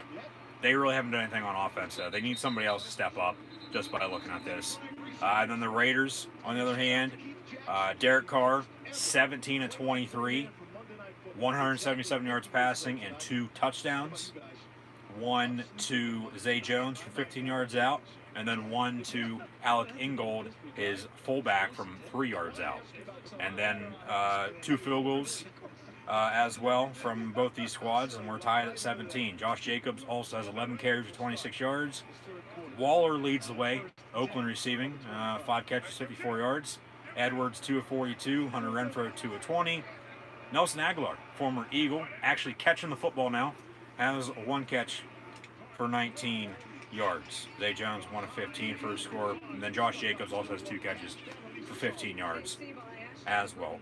Still to come, we'll have final scores from around the league, along with getting into NFL injuries in 2020, as we're underway now in the second half with New Orleans and the Vegas Raiders tied at 17. Saints kicked off.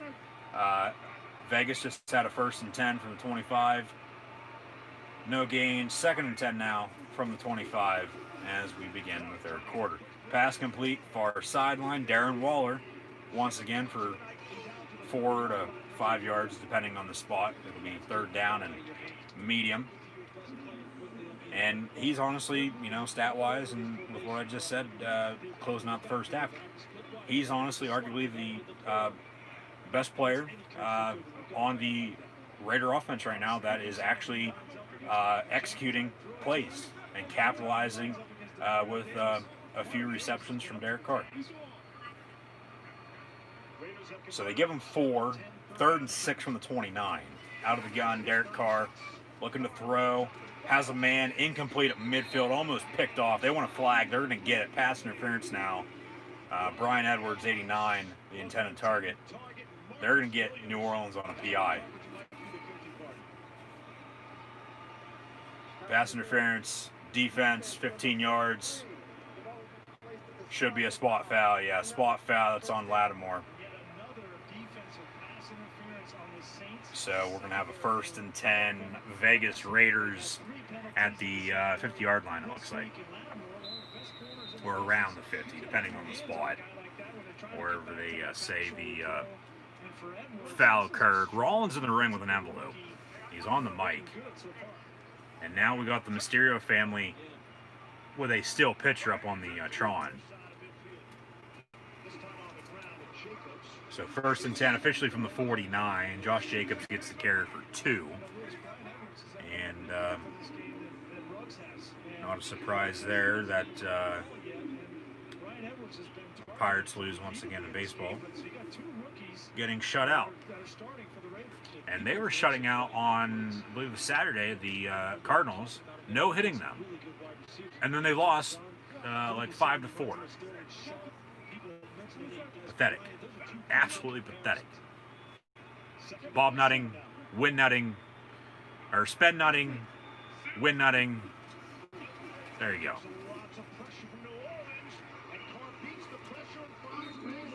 And Darren Waller once again over the middle on the reception.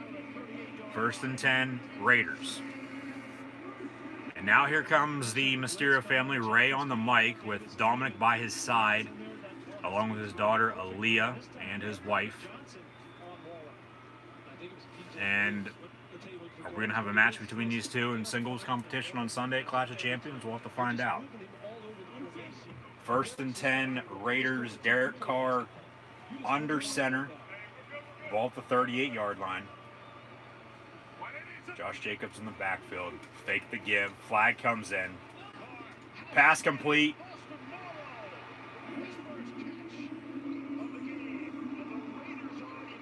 Pass complete down the far sideline. Some busted coverage by the State secondary.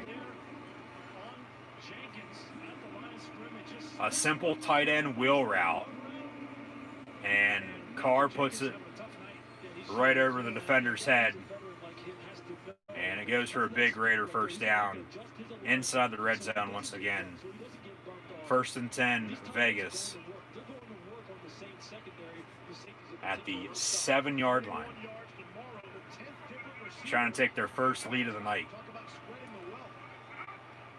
Play clock expires. They don't get it off. He calls a timeout right at the last second. We'll see what they give it to him or not. Okay, they give the Raiders their first timeout. Play clock expiring. Rather than take the delay game. 7.5. With Las Vegas looking to take their first lead of the night. This is just not any old secondary player we're talking about here in Malcolm Jenkins. This is one of the most accomplished players in the NFL. He was and going back to the mask thing, as we see a few coaches on both sidelines tonight not really wearing masks. Everybody wearing them as their chin straps. Well, yeah, you have your hat on maybe, but you don't have a helmet on, so it's not technically a chin strap, it's still a mask. That's supposed to cover your mouth and nose. As Jacobs gets the carry, and they're going to push the pile the whole way to the goal line. Brought down to 1. It'll be 2nd and goal from there. I myself personally, when all this stuff began, yeah, I didn't want to wear a mask. But if you want to go somewhere, you know, it's the new normal. You have to do it, you know? And now in the NFL, you don't do it, you're getting fined. Now, at least for normal, ordinary, average people, that's not going to be the case. Knock on wood, unless, you know, they come up with, you know, some new law that, and I mean, hell, they've even stated in some areas that we will fine if you don't, and people would comply then at that point. But as Jacobs jumps over the pile, he didn't get in though, so it'll be 3rd and goal. Ball came out too, but he did in fact recover. So it'll be 3rd and goal once again from the 1. Carr thought he was in, but he didn't get in. Seth Rollins along with Buddy Murphy hitting on Aaliyah. And we got another fumble, and it looks like the Saints got this. Some pushing and shoving. And the Raiders somehow recover that too, so 2 plays in a row, 2 consecutive fumbles. And it was a bad snap.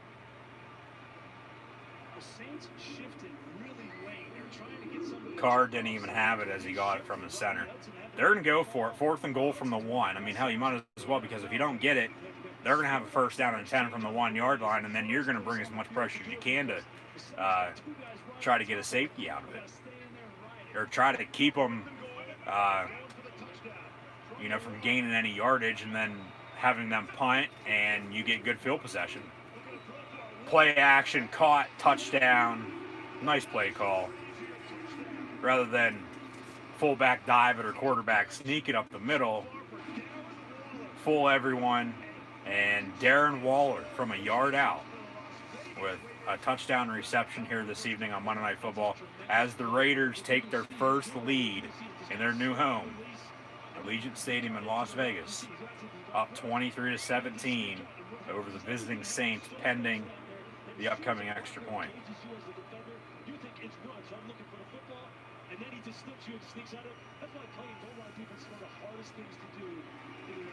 And that kick is up and good. So 24-17.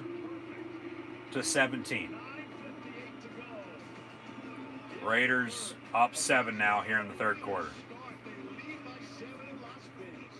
After a slow start, they're finally getting back into it. describe the Whopper by heart. Plain grilled patty. They're looking good. Being hungry, do you guys have a Whopper? People crave The what's Stereo family walks off. flavors and preservatives from artificial sources. From Rollins doesn't know what to think, doesn't know what to say. We didn't make just one SUV. We made the ultimate range. Him and Murphy are going to split here.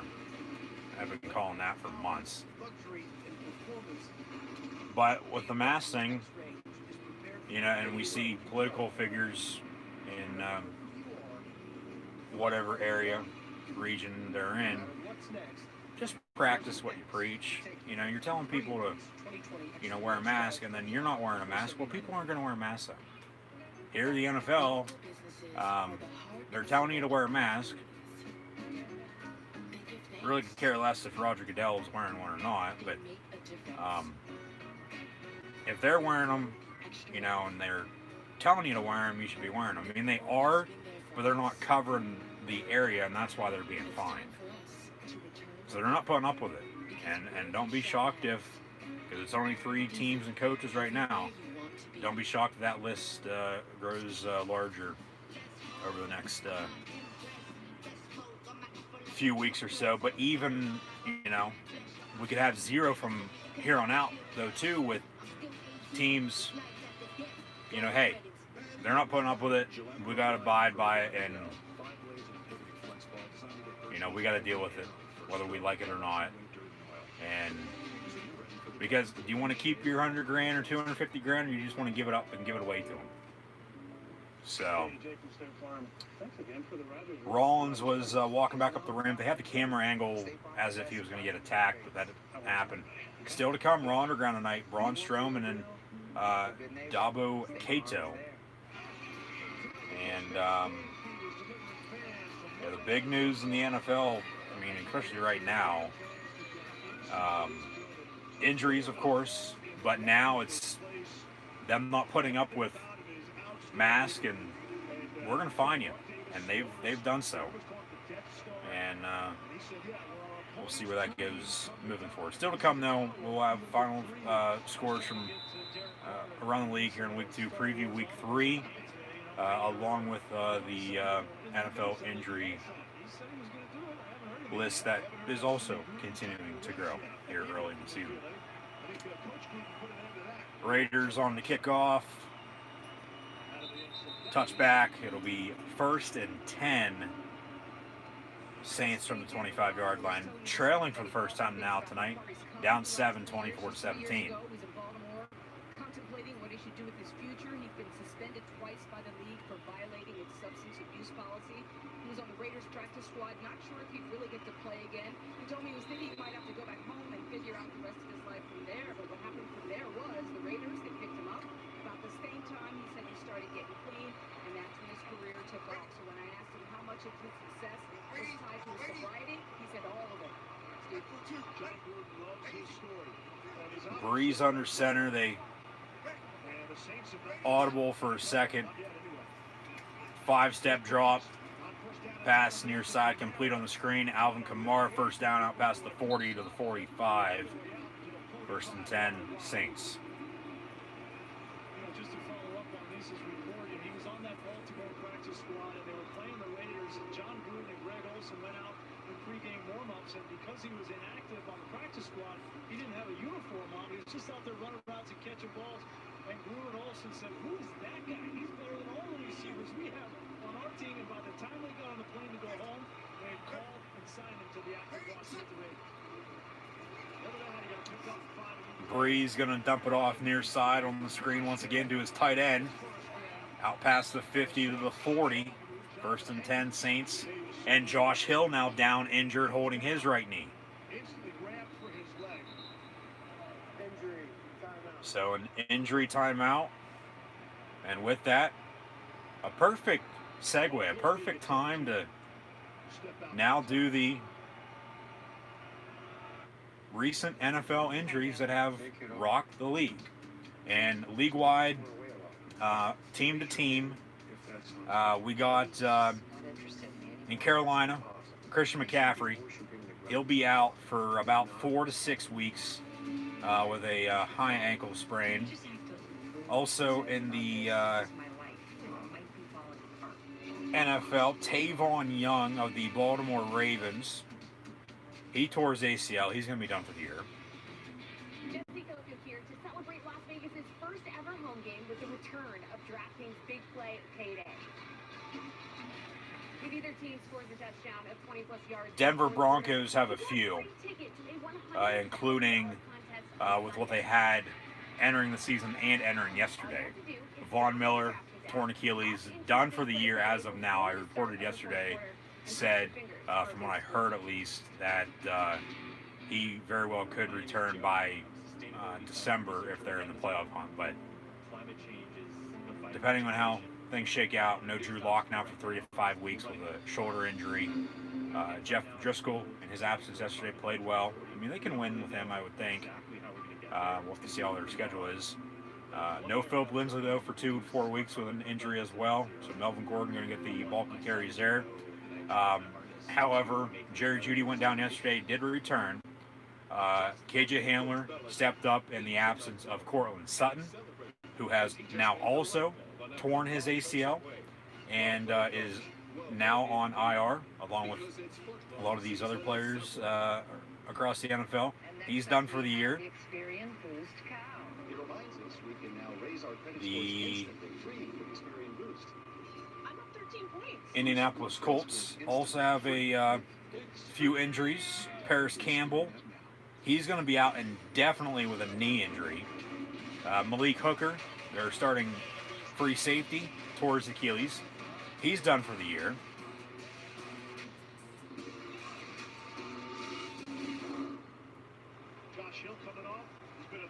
The Miami Dolphins have a few injuries. We'll see when they start Tua. They go on the road to Jacksonville Thursday night. See a replay of Josh Hill going down. He should be all right, but we'll see. Taysom Hill, hands off. Flag comes in after this fumble. Raiders say they have it. I think Kamara was down, though, before the ball came out and the flag came in. So we got a few things going on right now. Along with Shayna Baszler and Nia Jax come to the ring on Raw with the Riot Squad on commentary of the tag team that they'll face on Sunday at Clash of Champions for the women's tag team titles. Okay, we got a penalty by the offense and we have a fumble.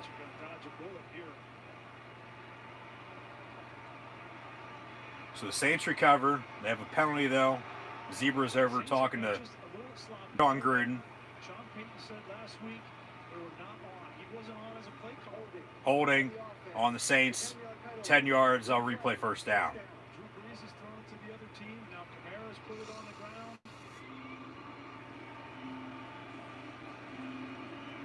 New York Giants suffered some injuries. Saquon Barkley, torn ACL, done for the year, entering a contract year next year already, as his year 3 is cut short. It's great to say you were awful last week when you win the game, right?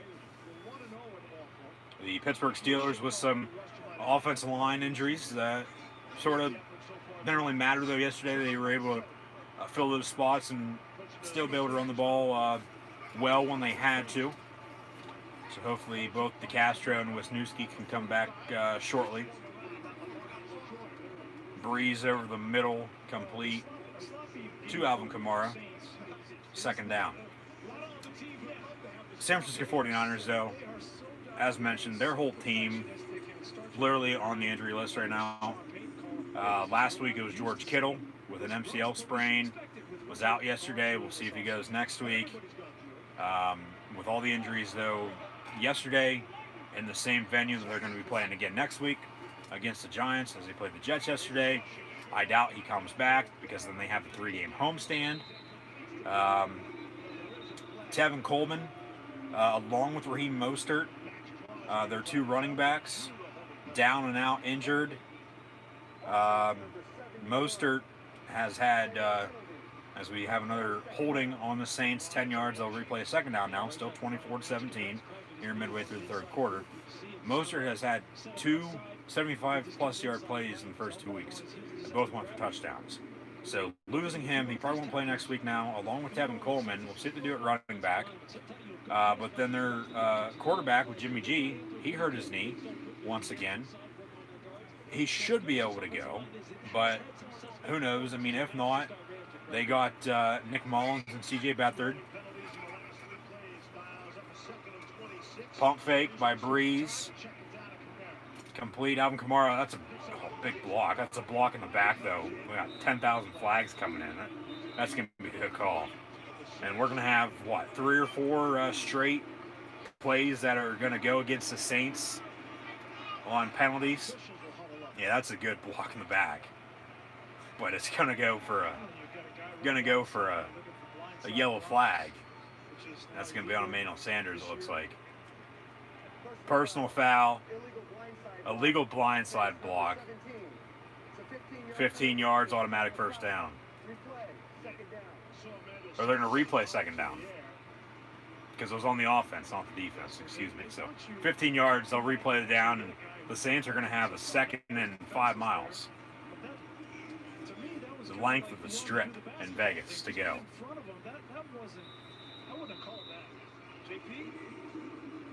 It's a good call. That was a good call. It's not really what they want for an illegal blindside block. Is he coming back? Is he parallel? Yes, but it's just not enough force. If he would have put his arms up, it would have been easy not to call that. So now, 2nd down, down 7 for the Saints. From the 40, Breeze dumps it off, and a 9-yard pickup for Latavius Murray. So still 3rd and about half the strip to go now. On 3rd down, under 7 to play here in the 3rd quarter. The San Francisco defense, they've lost Solomon Thomas, D. Ford, and now Nick Bosa. Bosa with a torn ACL, done for the year. Joey Bosa is still good to go, though, for the LA Chargers. D. Ford with a back issue. We'll see what's up with him. And then Solomon Thomas also tore his ACL, done for the year. So it seems like it's Madden 2006 franchise mode, and you sim the season, or sim halfway through the year at least, and then you check your injury report for your team and around the league, and it's everybody from top to bottom, torn ACL, torn ACL, torn ACL, or torn MCL every once in a while, or a concussion that, or a broken neck, for that matter, that is career ending.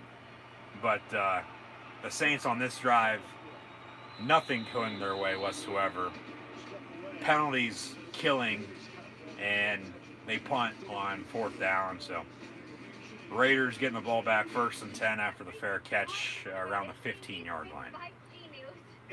But a lot of injuries around the league right now. Bruce Irvin, returning to the Seahawks, blew his knee out last night too, another torn ACL. Chris Godwin with his concussion in Tampa Bay did not play yesterday, off a concussion protocol though, as Mike Evans had a big game week 2 yesterday for the Bucs and Brady against the Panthers with Teddy Bridgewater. So Godwin will eventually return. And then Brandon Sheriff for the Washington football team, the team formerly known as the Washington Redskins, going to be out for a few weeks with a injury of his own as well.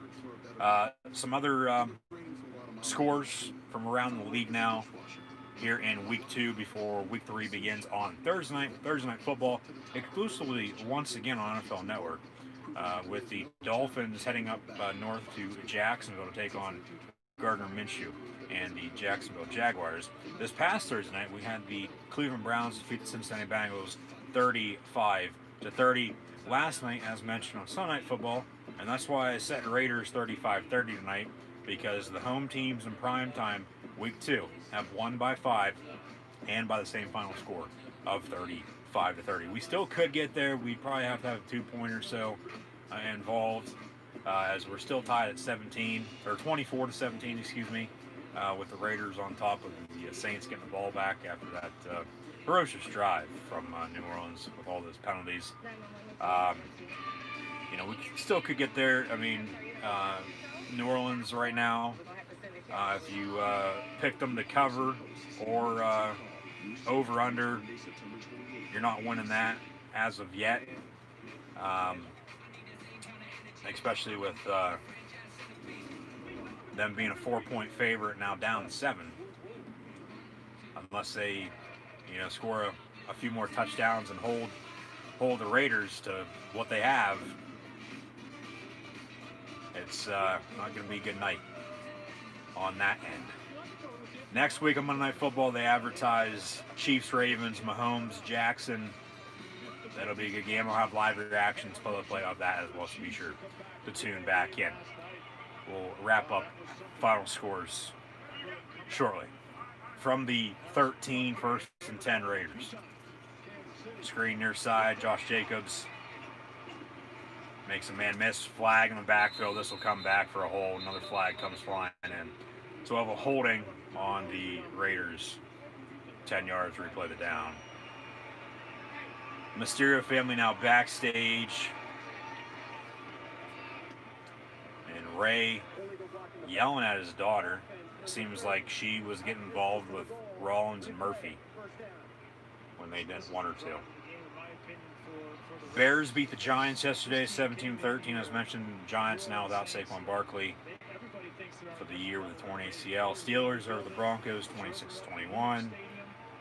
The Packers beat the Lions by 21, 42-21. The Titans 33-30 winners over the Jags. Colts 28-11 over the Vikings. First and long after the holding. From the 7-yard line. Carr going to hand off Josh Jacobs again. He gets to the 14, pick up a 7. Second down. And now on Raw Underground. Who's this? One of the Viking Raiders. And Jimmy Wang Yang 2020, Riddick Moss. So we'll have Braun Strowman and Dabo Kato coming up here shortly as Dabo's ringside next to Shane McMahon. The Bills beat the Dolphins 31-28 yesterday. Derek Carr looking to throw, complete. And Booker going to get to the 21. He's going to be 2 yards shy of the first down, third down and 2. The Falcons once again blew a lead in the state of Texas. If I'm them, I never want to play a game there ever again. Or if I do, I don't want to have a lead and expect to win. I'd rather be down and have to come back and win it that way. Because in Super Bowl 51 in Houston against the Patriots, they blew that 28-3 lead and lost Super Bowl 51 in the first overtime Super Bowl against Brady and the Pats. And then yesterday, they were up 20-0 and then 39-30 with under 2 minutes to play. Dallas scored, kicked an onside kick, got it. Onside kick has everyone talking because they acted as if they were the ones kicking the onside kick rather than defending it and having it go the full 10 yards before touching it. If you're defending an onside kick, you don't have to let it go 10 yards. You can just hop on it and recover it. Okay? But no, they stood around it in a circle, holding hands, singing Kumbaya, and the Cowboys ended up recovering and drove Zerline game winner 40-39. And also a stat for the Falcons that you might not want to hear. Teams since 1933 that had scored at least 39 points or more and had 0 turnovers, home or away, were 440-0. Now the Falcons are that lone one in that 440-1 now, record-wise, overall. Blowing a lead on the road yesterday against the Dallas Cowboys. So the Cowboys pick up their first win, 40-39 over Atlanta. And Dan Quinn, if they don't start winning, he's going to get fired before the end of the season. Darren Waller, another catch, having a hell of a night. Player of the game by far.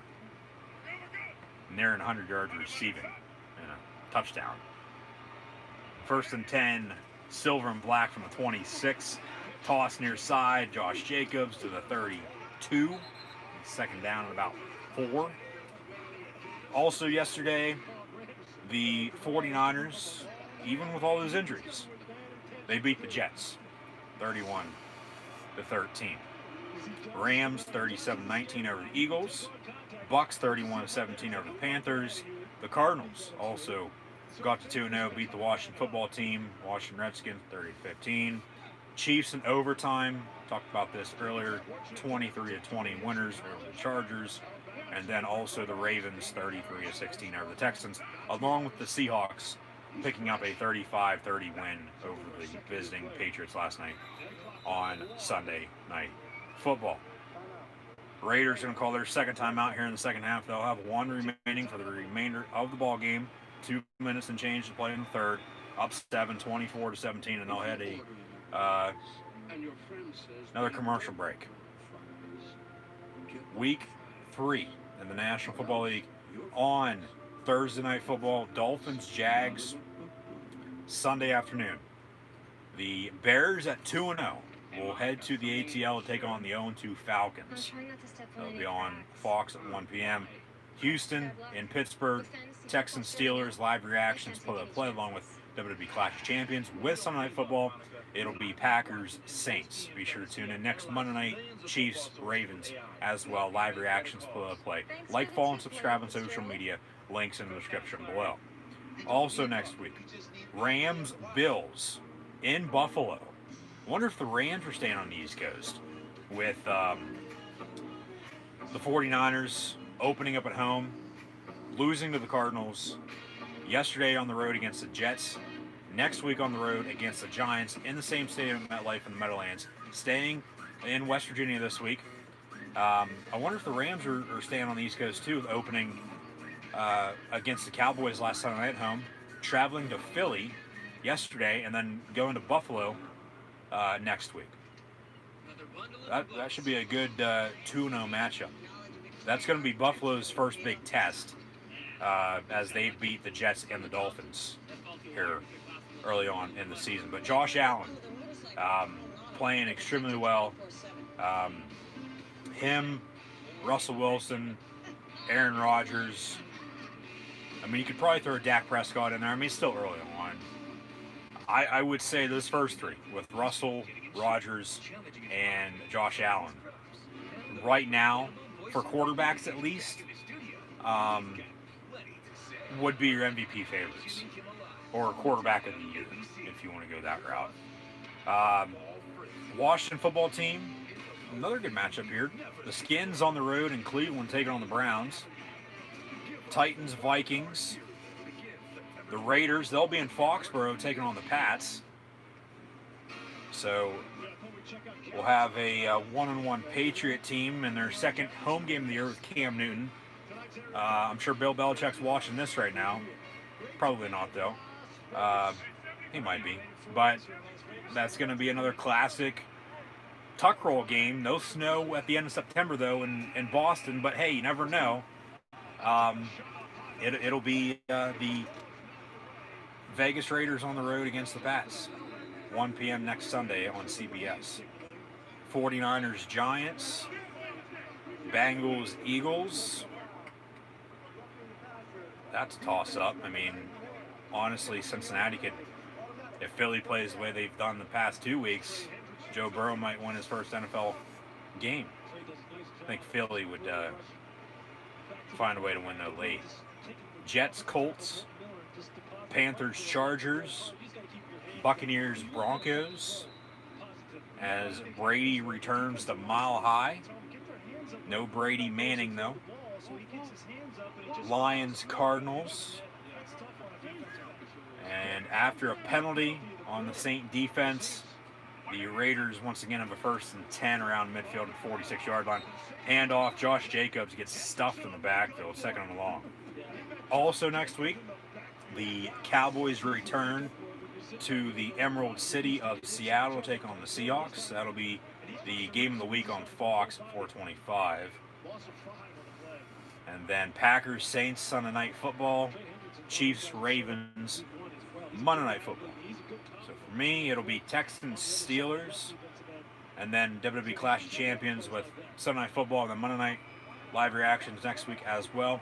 Trying to figure out what game would be on Fox at 1 in my area.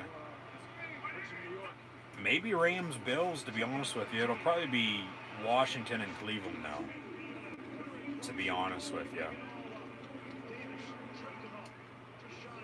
Yeah, it'll probably be that. Which, that's not a bad option.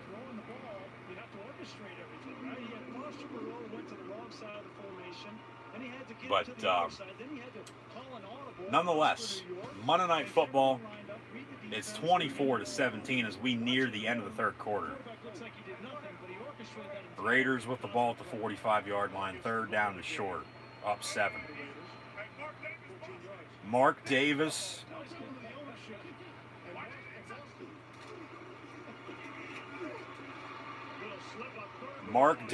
audible, and they run it up the gut. You have a 4th and inches with 1 minute to play here in the third. Vegas leads New Orleans 24-17. Monday Night Raw as well. Peyton Royce and Asuka. Asuka going to defend her Raw Women's title on Sunday now against Zelina Vega. Still to come though, Retribution and the Hurt Business, along with Braun Strowman and Dabo Kato on Raw Underground. 4th down, they go for it, they get the first down. That'll do it for the third quarter. And the Raiders are in business.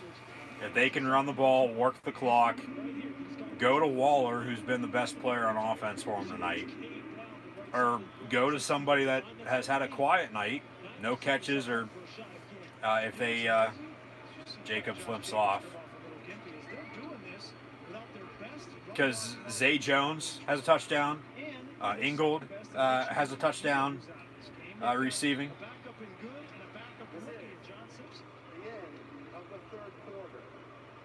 Yeah, if they just, I mean, it seems like the Vegas Raiders here and John Gruden are taking one out of Bill Belichick's playbook and, you know, finding players that they think they're going to play best, of course, but players that fit their scheme, that when they go out and play are going to give them the best shot to win. So, Zelina Vega actually attacking Asuka as we once again go back to the Mysterio family backstage. Buddy Murphy actually walking up to Aaliyah, Ray's daughter. And they're going to run an angle here, it looks like. They teased it last week. But entering the fourth quarter now at the end of 3, Vegas leads 24-17. If the Raiders here can work the clock, if they can score on this drive, go up 2 scores, I mean, even just kick a field goal, go up 10, work the clock, run the football, and, you know, stop Breeze, get the ball back, continue to work the clock. I mean, other than that, this game might be over right now. You know, at that, if they can just do that. I mean, hell, if these teams, you know, continue to just trade jabs back and forth, and, you know, not a whole lot happens, and it stays 24-17, the Raiders are still going to win. So, the odds are in their favor right now.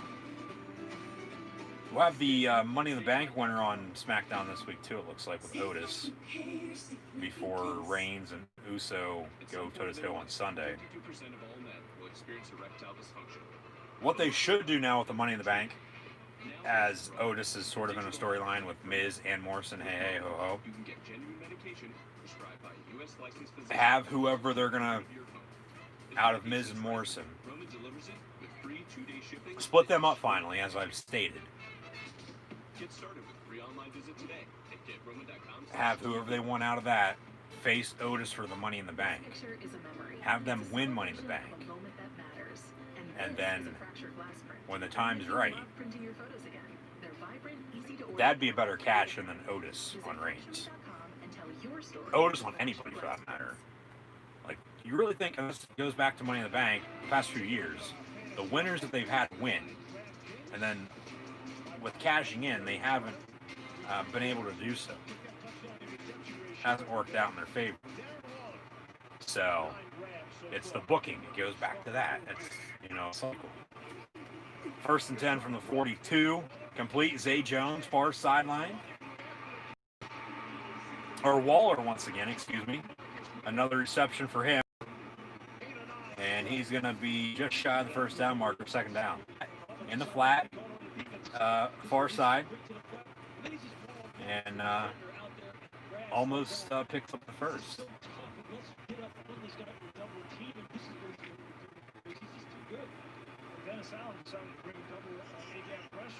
Out of the Raiders with that fullback. And Alec Ingold playing well tonight as well. 2 receivers top of your screen, left to right. Carr going to fake the give. Has a man back shoulder. Incomplete. They want a flag. They're not going to get it. 3rd down and 2. Went for Waller again. So, obviously, now they're going to start covering him because he has about 10 catches. That's why I just stated, have somebody else step up, go to them, and, beat them that way. They'll probably run the ball here on 3rd and 2. Have another 4th and inches.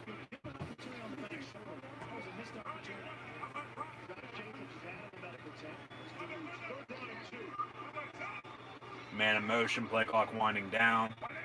They get set, toss. They run on 3rd and 2, and he fumbles it. You got to be kidding me. And the Saints have it. Saints recover, 1st down, New Orleans.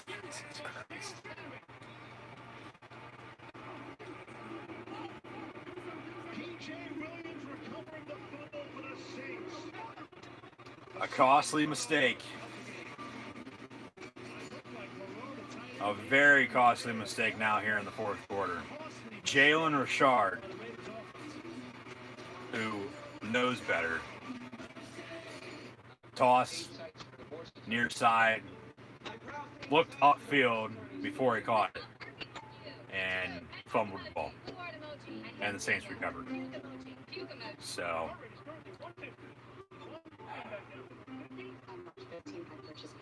what'd I say? They're probably going to run the ball. They do. And then they fumble. I didn't say they're going to fumble by any means, but go to somebody else. I mean, they did, but it didn't work out. Raw Talk, they'll have a Paul Cruz, Street Profits, and Riot Squad. Now on Raw Underground, Strowman and Dabo Kato. Up and coming, in their eyes at least, talent from NXT that could turn into a good big guy, but he's probably only in this situation because of Vince. And they're actually throwing, seems like, real punches back and forth with one another. So, 1/4 of the hour, they give Raw Underground with Strowman and Dabo Kato, and then a main event match with Retribution and the Hurt Business. A total of 15 minutes, plus probably another commercial break. Come on, man.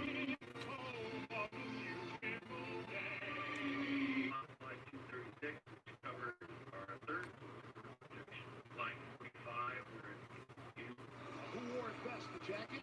I would say Lisa. Right? Lisa Saunders. If you don't have any trouble finding us up here, it's for sure. Right. Steve Levy, Brian Greasy, do us whatever you can. Lisa Saunders. Richard's are going tonight.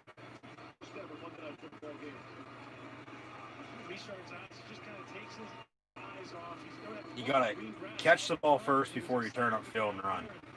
Didn't secure the football, and what was a potential game momentum shifting drive there. Yeah, if they would have picked the first down, scored field goal or touchdown on that drive, this game is probably over. Now, as we have 14 and about 4 seconds to play, hand off Alvin Kamara on 1st and 10 for the Saints. If they score, tie this up, they're going to have the momentum because the Raiders are going to have to try to capitalize off of their previous drive on their upcoming drive, trying not to fumble the football, turnover in general. But if they can just, move the ball, get in field goal range at that point, I mean, this might come down to a game-winning field goal. Trips near side, Breeze complete, and going to be right there at the first down marker. They're going to give him the first down. Sunday at Clash of Champions, the Gold Rush, Drew McIntyre, Randy Orton for the WWE Championship in a ambulance match. Also a triple threat Intercontinental Championship match with Jeff Hardy, AJ Styles, and Sami Zayn. That'll be a ladder match as well. United States Championship, once again, Bobby Lashley and Paul Cruz. Breeze incomplete, intended for Josh Hill. Overthrew him. Second down. The WWE Universal Championship, it'll be the Tribal Chief, formerly known as the Big Dog Roman Reigns, taking on one half of the Usos, Jey Uso, before Jimmy will return and interfere, continuing that feud. Clash of Champions this Sunday at 7 p.m. Eastern Time on the WWE Network. I'll have live reactions. Pull up play. Be sure to tune in. Alvin Kamara, 2 yards for him. Runs into Derek Carr on the Raiders sideline. Third down. Now here comes Retribution. Their first ever entrance in the WWE. A legal entrance, as they've just had the lights go out and they've interfered. The lights go out and then we just have the word Retribution just light up the whole entire arena, the WWE Thunderdome. And for some reason, they're going to take a commercial break on Monday Night Football. For some reason, there's an official in the ring. This is an official match, but I don't get why Mike Rome is in the ring announcing. So it'll be Retribution. It looks like it's going to be the 3 guys in Dominic Dijak, Tito Madden, and Shane Thorne taking on the rest of her business with MVP. Well, actually, MVP's not even going to get dressed for entering competition. Still has a suit on. So Cedric gonna pull double duty tonight. It'll be Dijak, Tito Madden, and Shane Thorne taking on the Hurt Business, with MVP gonna be ringside in his suit and tie. Bobby Lashley, Shelton Benjamin, and Cedric Alexander. They'll hit a final commercial break coming up next on Raw in the main event. Retribution in their first ever match against the Hurt Business. And I would think Retribution's either going to win or it'll end the contest, be a wacky finish, and they'll just close it out, attack each other like last week, piping up Clash of Champions for Sunday, and then they'll add this match in for Clash of Champions then on Sunday. So we'll see. Because they're only going to give it, about less than 10 minutes. Yeah, if they added in Clash of Champions, it probably would be anyway. So we'll see what happens here. Raw going to finish up, of course, here at 11 p.m. before Monday Night Football wraps up. We still got some time out in Vegas with the Raiders leading the Saints. But we'll see what happens.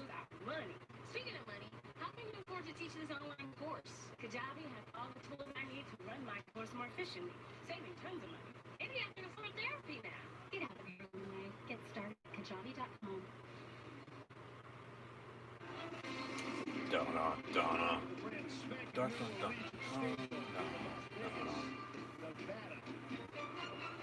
Nice shot of Vegas. There's the MGM Grand, Bellagio, now Allegiant Stadium, home of the Vegas Raiders.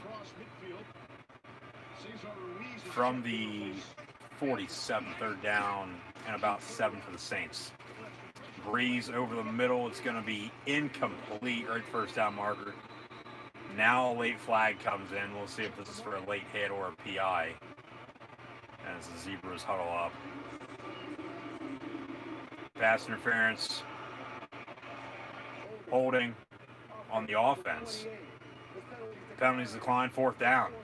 So the Raiders are going to luck out. Saints drive stalls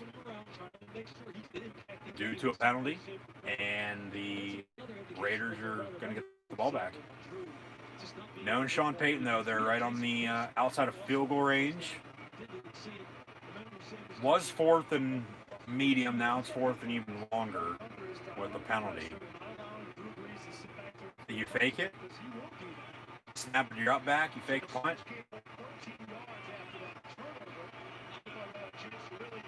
Well, they declined the penalty, so still 4th down, 4th and 7 because it was incomplete. Morstead on the punt, he gets it up and away.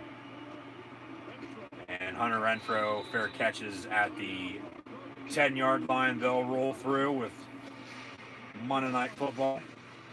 The Raiders getting it back. 1st and 10 from the 10, up 7 here in the 4th. Keep going, Darren Waller. They haven't been able to stop him. Hopefully Jacobs is going to be good to get back in there following an injury scare. If not, I mean, Booker and Rashard might be fumbling football for you then. But go to somebody else on offense. You know, go to Henry Ruggs, a very quiet night, 1 catch. Under center now out of the gun, officially at the 11-yard line, 1st down, 10.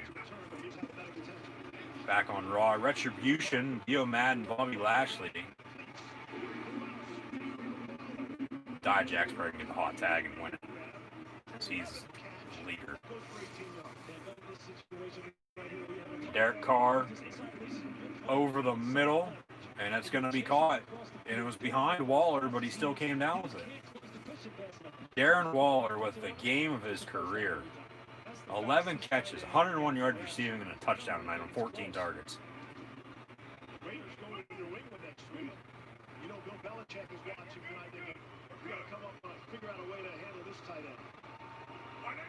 First and 10 from the 29. And pass complete. Waller again for 2. So 12 catches, 103 yards now on the score on 15 targets. 2nd down and 8. 11:15 to play. Up 7. Start running the football, run this clock, make New Orleans call their 2 timeouts, pick the win. I'd get play action every once in a while, but you're going to be throwing, you know, pass it dropped or incomplete, the clock's going to stop. And if I'm Vegas, I'm the Raiders, don't get out of bounds unless you have to. Work this clock. They're going to run the football. And Josh Jacobs is going to get 3 yards. Flag comes in late. And, I mean, officiating actually not bad tonight, honestly.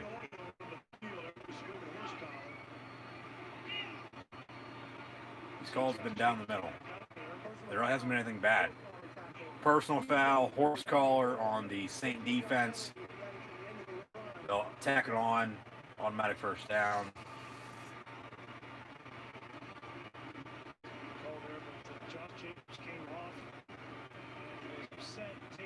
And Retribution's mask, now that they're sort of in action now, you know, sort of not doing what they've been doing. We know who they are. We know what they're capable of.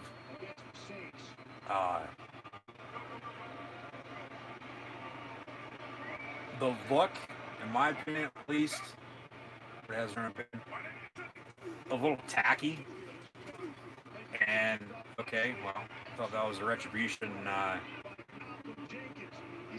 tech difficulty. But no, because they come right back. Screen, like, fizzled out, went green on my end, at least for this, when I Raw, and then action continues. So, yeah, that's definitely Dijak. That's definitely Dio Madden. Shane Thorne against Her Business. And then Mia Yim and Mercedes Martinez with the women. So a new NXT stable with your 5 main members, and then everybody else is basically just enhanced talent, your jobbers that are going to fill in for extras. Devontae Booker on the carry, third down.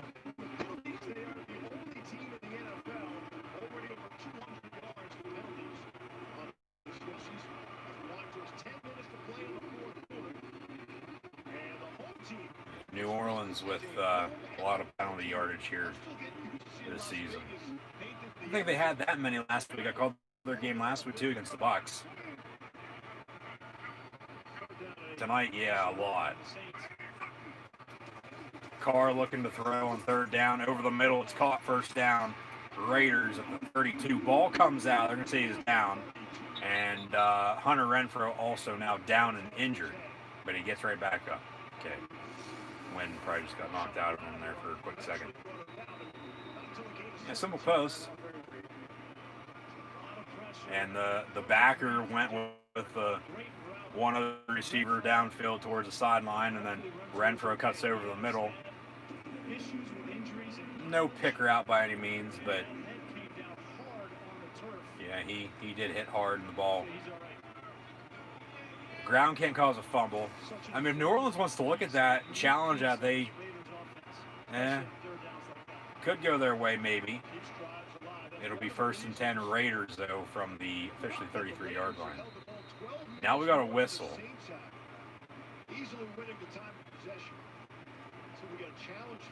And now we do have a challenge from the Saints. I'm not going to be shocked if they win this, because the ball did look like it was starting to come loose as he was going down. Ground can't cause a fumble, though. His knee's down, though, right there. Ball's still in his hand. Then it starts to roll out even more, of course, as they roll over. I mean, it's not a bad challenge, but his knee is down. And he's going to be down. They're going to look at this Saints challenge, rolling on the field to catch him down by contact. They're going to say this will stand, I think. I'm not going to be shocked if they return it. Say fumble, Saints football for 10. But, you know, like I said, not a bad challenge, especially for New Orleans. 2 timeouts. Breeze can work with 1 timeout. But this is going to give them an opportunity, if they win it, get the ball back only down 7 and some time to work with, rather than if they don't and it would have went their way, have the Raiders, you know, continue to drive, tack on to the lead, and then you're not going to have enough time to come back and win it. So here comes Retribution on Monday Night Raw. All of the 10,000 members in the ring now attacking the Hurt Business. And this is how it's going to end, it looks like. And now here comes Drew McIntyre, the WWE champion, coming out with the rest of the Raw roster to attack Retribution.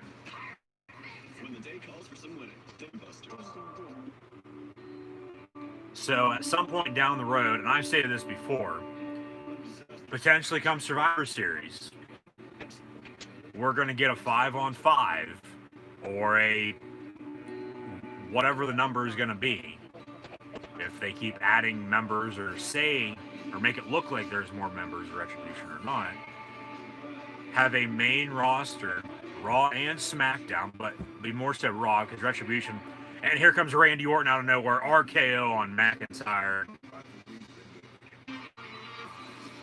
So that was actually good. They have Retribution, the Hurt Business, get into it after the match or even during the match. Match doesn't end. Raw roster comes out led by the WWE Champion McIntyre, and then Orton in the middle of it, RKO Drew before their match on Sunday at WWE Clash of Champions in an ambulance match for the WWE title. And that'll do it. Closing credits for Raw. Does that mean McIntyre's probably going to retain? Yeah, because if you stand tall, you lose the pay-per-view. Orton stands tall tonight to close out Raw. That'll do it for Raw. And, I mean, as of now, you would think that Drew McIntyre is going to retain. but I'm not going to be shocked if Orton picks up the win.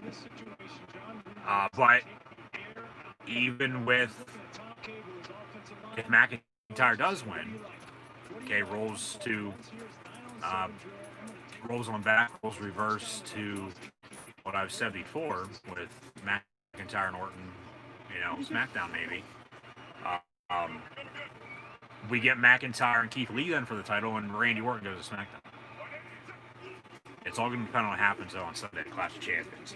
1st and 10, 8.5 to play. Raiders football up 7, 24-17, ball 20-yard line. And,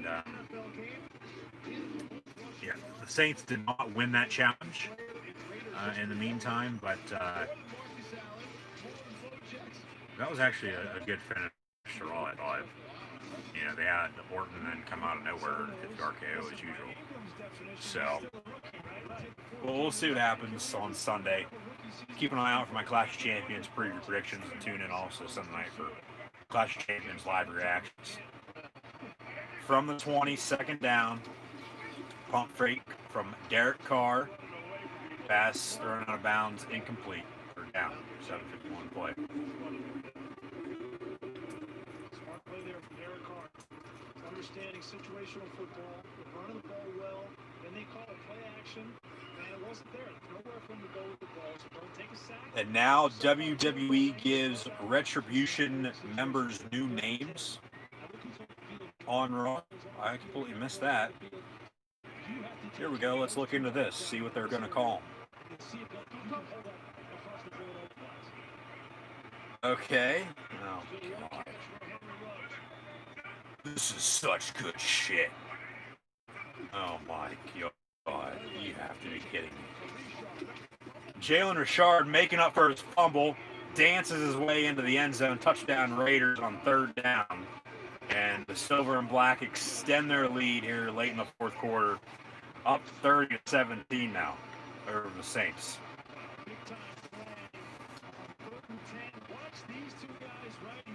Okay, the 3 male members of Retribution, Dominic Dijak, Dio Madden, and Shane Thorne,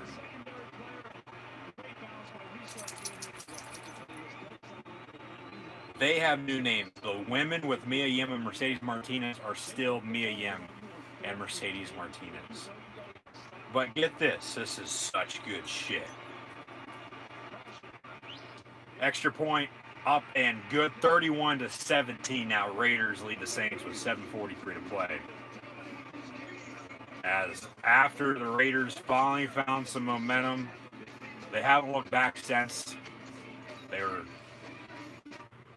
tied at halftime after a field goal to close it out in the 2nd quarter. Tied it up at that point. Second half, it's been all them. They're slow. They found rhythm. They found momentum. And they honestly haven't looked back since. They haven't. And they've played just basic situation, sound football. And it's worked out. It truly has. So, see what New Orleans does. I mean, they still got the 1 timeout. Still got some time, but now down 2 scores compared to the 1. It's going to be a little harder to come back and win. Okay, so Dominic Dijak of Retribution. You can't make this stuff up. You can't. This is such good shit in the Vince voice, once again. Dominic Dijakovic is T-Bar. Dio Madden is Mace. And the best one, Shane Thorne, is give me some pancakes, you're slapjack. Oh my God. Once again, Dominic Dijakovic of Retribution is T-Bar. T-Bar.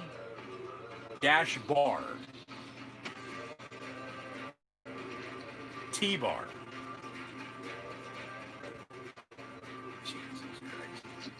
I don't know what to think. I don't know what to say. Dio Madden is Mace. And then Shane Thorne is Slapjack.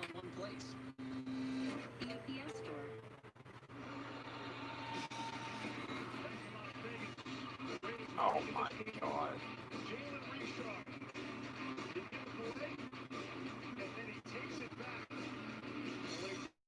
And the Seth Rollins Rey Mysterio segment with the paperwork.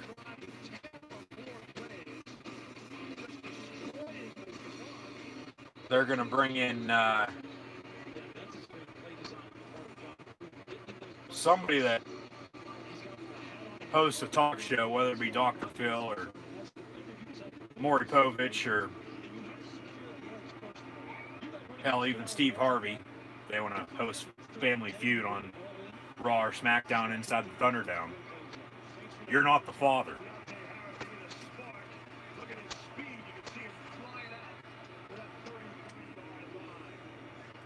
Hell, it could even get as bad as having to bring in, as they advertise Mahomes and Jackson for Monday Night Football next week with Chiefs and Ravens. Maybe bring in Jerry Springer. So Rollins had a DNA test in the envelope.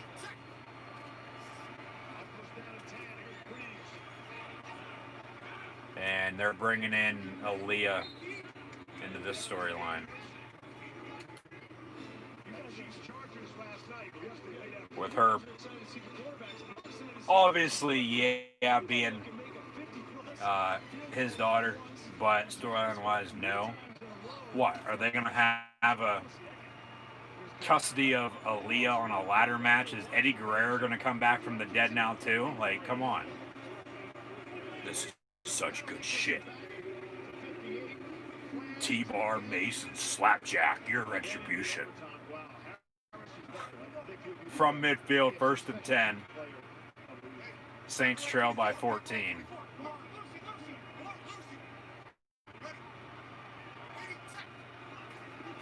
Breeze looking to throw pump fakes, dumps it off to Kamara. He breaks the tackle, gets about 4 yards, second down. And then the segments for Friday Night SmackDown promoted that Otis will have to make a decision about Money in the Bank because The Miz threatened a lawsuit against Otis unless he forfeits the Money in the Bank briefcase. So they might roll through with having, somebody else with the Money in the Bank, which I'd be perfectly fine with if it's the right person. Contingent on if it's the right person. Breeze over the middle, complete, about a yard shy of the first down at the 40, so 3rd and 1. And then also the feud with Reigns and Usos for Clash of Champions. And now we have another COVID-19 outbreak in the WWE. And creative changes are now expected.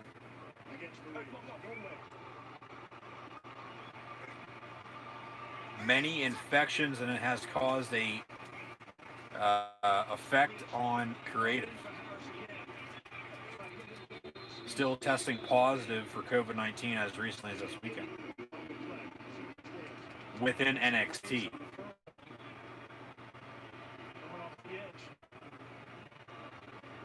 Several PC classes were canceled. Outbreak happened over the past couple of weeks. Have a penalty on the Raider defense. Penalty is going to be declined. Automatic first down for the Saints. So that should be interesting to see what happens there.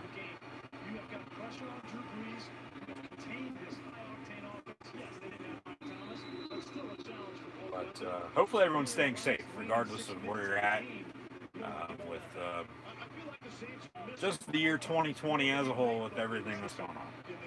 1st and 10 from 32. Empty set now. Kamara motions out into the slot near side. Breeze over the middle, caught 28. First down. And Ty Montgomery, the former Packer, on the reception. First down, New Orleans. If they can score here quick, cut it to 7, have under 5 to play, 1 timeout. You're not going to need an onside kick. You know, I mean, if you do go down that route, don't take any advice from the Falcons by any means, but I would think if they score here, they have enough time to kick it deep, play defense, and get the ball back with maybe 2 minutes or maybe a little less to play. Maybe even a little bit more. Crossing over the middle complete to Kamara, first and goal now inside the 5. 4:40 and counting to play. Ball fish at the 3. Breeze going to hand off Kamara, and the Saints get in the end zone. Touchdown New Orleans. 31-23 now.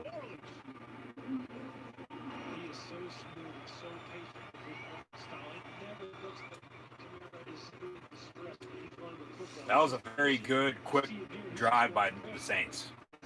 Honestly, that even after they were up 10-0 and they had a few good drives in the first half before the Raiders tied it up to go into halftime at 17, that might have been their best drive of the whole ball game.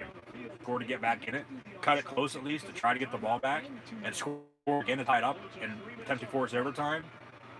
That was a damn good drive by Drew Brees and the Saints.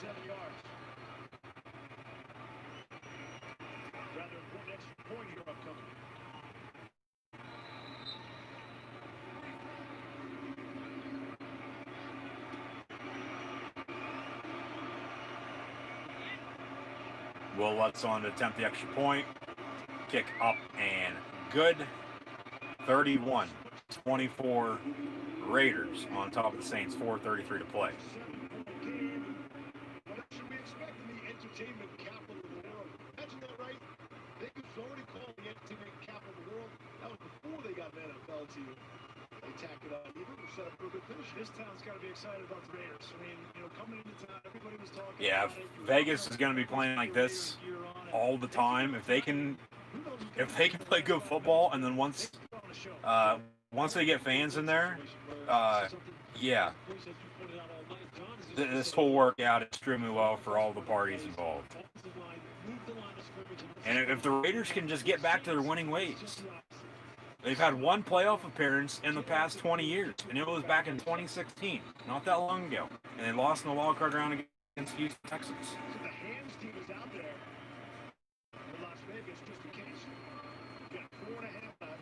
I didn't pick them this year to make the playoffs, even with the 17 playoff expansion. You'll have 7 teams in each league in the AFC and NFC, 14 total, and only whoever the top team is will receive a bye. They're in kick it deep. That's a good call, I think. Kick it deep. You got enough time. Vegas gonna field around the 2. That's a block in the back. Gets out to around the 17-yard line. So you have a new 7-team playoff in each AFC and NFC. 2 will play 7. 3 will play 6, 4 will play 5. Now, past few years, I have picked the Raiders to make playoffs. They haven't. They've come close. But when you have Patrick Mahomes and Kansas City Chiefs in your own division, especially when they've just, won 2 straight to start off the year off of a Super Bowl IV championship, okay, those right now, those 2 games right there would probably be their toughest test. But honestly, for all these teams, whatever the next game is your toughest test, because that's who you're playing. And then if you do your best, you go out and play your game, you win, everything will settle itself out. So Jacobs picks up the first down. He's had a good game running the ball now in the second half too. And if they can just continue to run this ball and work the clock, hold on to the lead, don't fumble, don't throw an interception, don't have any costly penalties, just hold on, and you're going to end up winning here in 3 minutes and 40 seconds of game time. Carr going to hand off again, 2-yard run, and especially New Orleans can only stop it once. So we'll have a second down here. They'll let them run a third down, I would think. then call their timeout. If they don't get it, you'll have a fourth down, and they'll have 2 minutes and some change, it looks like, to play. So these next few plays are going to be big here. But honestly, if the Raiders are going to play this all season long, yeah, every team's going to have a bad game every once in a while. They honestly could challenge the Chiefs for the AFC West, or even be one of those wildcard teams in the AFC. But the future, regardless, is going to be bright for the silver and black in Vegas. Big third down right now. 2:35 and counting. There's about an 11-second differential between the game clock and the play clock. So they're going to have to snap it here. They don't pick up the third down. New Orleans, I'm assuming, is going to call their last timeout. They'll get 2 minutes and change to drive to tie it up. 3rd and 5 from the 35. Carr looking to throw, going deep down the near sideline. Overthrows his intended target. Flag comes in late. Oh my God, they're going to get the Saints on a defensive PI. Wow. And now this game is going to be over because they're not going to be able to stop the clock. They have the 1 timeout, 2-minute warning, but I mean, we might get another third down, but they're not going to have as much time as what they would have if. Now they might say offensive. If this is against the Saints, game over. Pass interference, defense, spot foul, automatic first down. I don't agree with that one. I think that's a bad call. The officiating all night has been good up to this point. And then, of course, in a key situation, when the game's on the line, it always happens like this.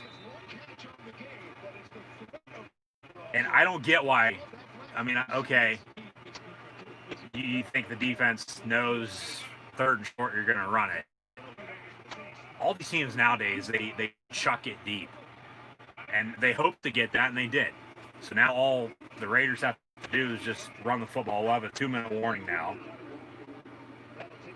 So 2nd down and about 12 for Vegas, coming out 2-minute mark, up 7, 31-24. And the Saints can only stop it once. So we'll probably get into a situation where if we do have another 3rd down, Raiders can probably drain the clock. I'm thinking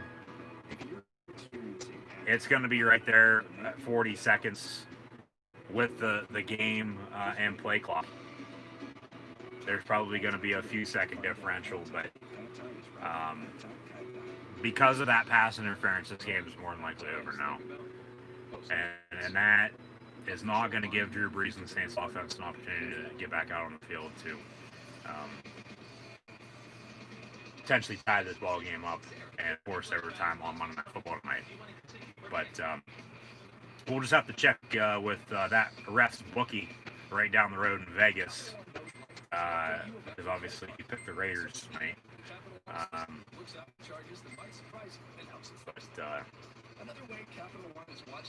You know, it's been a good game. It has. I mean, it heated up after what looked to be a blowout early on with New Orleans, just everything going their way, nothing going Vegas Raiders' way. And then they come back, and they haven't looked back since. They tied it up at 17 at halftime, and they've owned the second half. And up to this point, as mentioned, in my opinion, the officiating was good. Okay? If you're watching this on playback or on replay, up to this point, the officiating from the Zebras was good. I thought there was a lot of good calls, you know, right down the middle. They're, you know, calling it both ways. But that pass interference, just like last Sunday night. Now we'll have to see if, you know, on paper, these were the same crews or not. But we saw the same thing with the Cowboys on the road on offense against the Rams, and we had a pass interference. And then obviously that didn't work out in their favor, and LA won. Now we got Scott Van Pelt on Sports Center. I'm sure he's not tired yet. He'll have live post-game reactions. I've got live reactions all game long. Thanks once again for tuning in and watching another nice aerial shot. Vegas as they're back up and operating. We got the Raiders on offense, and then the Saint defense gives up pass interference. So up to this point, the officiating was good. I didn't agree with that call. I honestly thought that was clean. New Orleans going to call their timeout. I mean, yeah, there's a little pushing and shoving, but there wasn't anything clear that, could have said, hey, yeah, let's throw the flag. It's a hold or a pass interference. Because the flag even, came in late. From one of the officials that wasn't even near the damn play, for God's sakes. That's the other thing, too. Like, it's always the official that's not even near the ball that throws the flag, because the one that is 5 feet away is blind as a bat and can't see and doesn't throw the flag. So, we'll see what happens here. 1:56 officially. 3rd and 13 now. I mean, if they stop them, maybe get the ball back and get a decent drive going and try to tie it up. I mean, if I'm Oakland, though, I'm running this football, trying to get to at least the 30-yard line and then kick a field goal. Call your last timeout. Josh Jacobs going to get 2 yards. And, yeah, work that block. Okay, they're going to take this down to about 1 minute and 6-7 seconds about. 4th down. I'm Vegas. I'm the Raiders. I'm punting. I'm going to pin them deep. I'm going to make them drive. And if they tie it up, so be it. Yeah, okay. You don't make this field goal now because they're going to kick it from about 50 plus. Okay, they call their final timeout with 1:07. It'll be from 54 yards.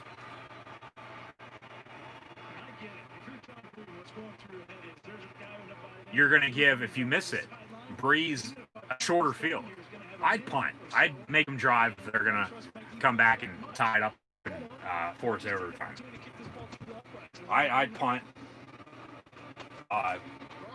pin them deep in the corner.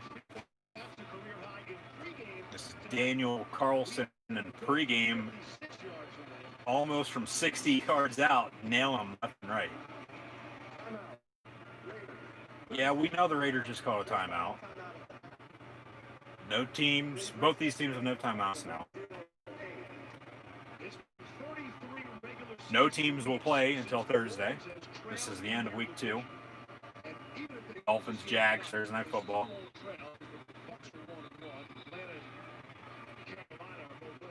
But if he makes this, you win. Because you make it a 10-point ball game, and then there's no way in hell Drew Brees and the Saints come back from down 10 with a minute to play. But we saw the Cowboys do what they did yesterday, though, too. From 50 plus, Daniel Carlson right down the middle, up and good. The Raiders are going to end up winning. They extend their lead. I mean, a good call. I mean, I would have punted, pinned them deep. But you kick it, you extend your lead to 10 now, 34-24. You give the ball back to New Orleans. They have no timeouts. There's no way in hell they come back now. Because even if you did punt, they drove, scored, tied it up, you might get overtime if they do that. But now you don't have to worry about your defense giving up anything. So the Vegas Raiders are going to end up winning their home opener in Sin City. Viva Las Vegas. It'll be 34-24 as of now, unless New Orleans does in fact score and kick an onside kick and end up recovering because the Raiders pull Atlanta, and then they kick a game-tying field goal to tie it and force overtime. Then, you know, just win, baby. Gruden finally puts his mask on for the first time tonight with a 1:05 to play.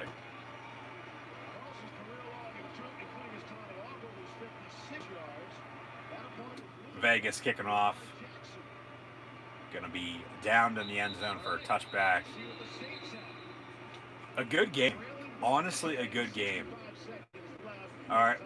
Raiders scheduled to get to New England, then they host Buffalo, then they go to Kansas City before bye week, and then Tom Brady and the Bucs come to town.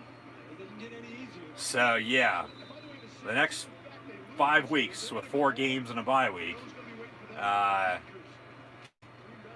I mean, that might be average, you know, 3-2, 2-3, or anywhere from losing to winning all those games. So we'll see what happens. They look good tonight, though, after a slow start. They did. Breeze over the middle, complete at the 43. 50 seconds to play. Gonna try to drive here to score some points. Ball going to be batted down, incomplete. 2nd and 10, 42 seconds.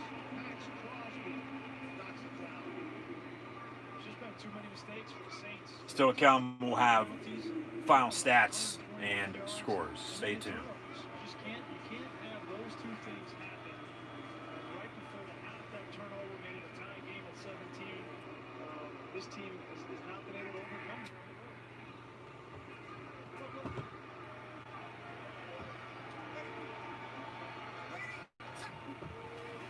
2nd and 10.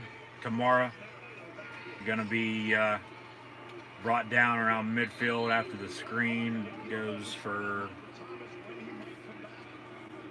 about 8 yards, 2 yards shy of the first down.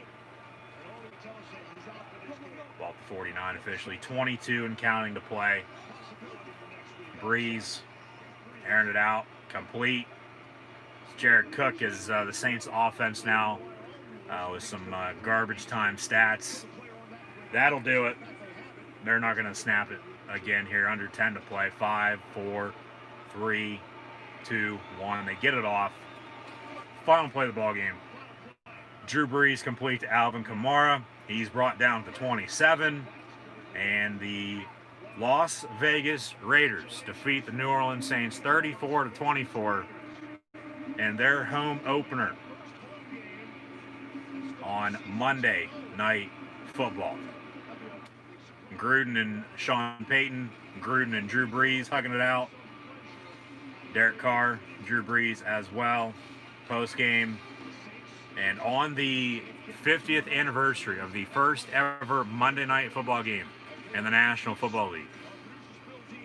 50 years ago, it was the Browns over the Jets by 10, 31-21. Tonight, it's the Raiders over the Saints by 10, 34-24.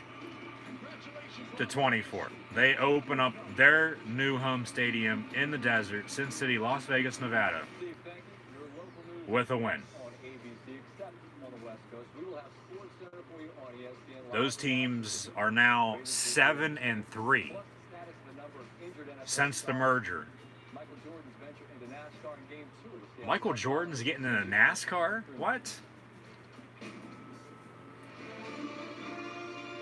Teams that have relocated since the merger in 1970 with the AFL and NFL, home teams opening up their new stadiums are now 7-3 after the Raiders win tonight on the 50th anniversary, once again, of Monday Night Football with a 34-24 victory over the visiting Drew Brees-led New Orleans Saints. They can march their way back on down to the Bayou as they'll be in action along with the Raiders next week. The Saints will play the Packers, as mentioned, on Sunday Night Football, and the Raiders will be in Foxborough taking on the Patriots. Final stats and scores: Drew Brees was 26 of 38, had 312 yards passing, 1 touchdown, and that costly interception right before halftime that led to 3 points. And then they tacked on another field goal. Vegas did, the Raiders, with Daniel Carlson to extend their lead to 10 to close it out 34-24. So Drew Brees and the Saints lose by 10, 34-24. He was 26 to 38, 312 through the air, a touchdown, and an interception. Alvin Kamara, they honestly didn't do that well in the run game. Kamara, he had 2 rushing touchdowns. However, only 13 carries for 79 yards on the ground. Latavius Murray, 3 of 14. Yeah, they didn't run the ball well. Compared to the Raiders, I mean, Jacobs had 27 carries for 88 yards. No 3 touchdowns like last week, but they were able to run the ball. I get they fumbled the one, and that was when Jacobs was out, Richard was in with the injury, and it all worked out regardless in the end. A win's a win. They were able to run the ball when they had to late. So, yeah, Jacobs had twice the carries and only about 8 more yards rushing and 2 less touchdowns now in Kamara, but the Raiders as a whole, I thought, ran the ball a little bit better. I mean, only a 4-yard differential total for total rushing yards as a team for both these franchises tonight. So Brees, 26-38, 312, 1 touchdown, interception. Kamara, 13 for 79 and 2 scores. He also, though, had 9 catches out of the backfield for 95 yards, whereas Josh Jacobs out of the backfield for the Raiders, he only had 3 catches for 17 yards. So overall, all around, yeah, Kamara won that battle because he had 2 touchdowns and almost 200 yards this evening. Traquan Smith, 5 catches for 86 yards. Ty Montgomery late had 2 catches for 25 yards. Harris, 3 of 23. Murray, 2 of 19. And then Jared Cook had 2 catches for 13 yards and the lone Drew Brees touchdown in the first half, along with Emmanuel Sanders in Michael Thomas's absence with his ankle injury. Had 1 catch for 18 yards on a few targets. And Scott Van Pelt, yeah, I'm not tired yet either. Monday Night Football wrapping up. Thanks once again for tuning in and watching my live reactions play this evening of NFL Monday Night Football along with WWE Monday Night Raw. We'll get more into what is yet to come. Derek Carr, he was 28 of 38 for 282 yards passing and 3 touchdowns. As the Monday Night Football announce team, yeah, they wore classic ABC yellow blazers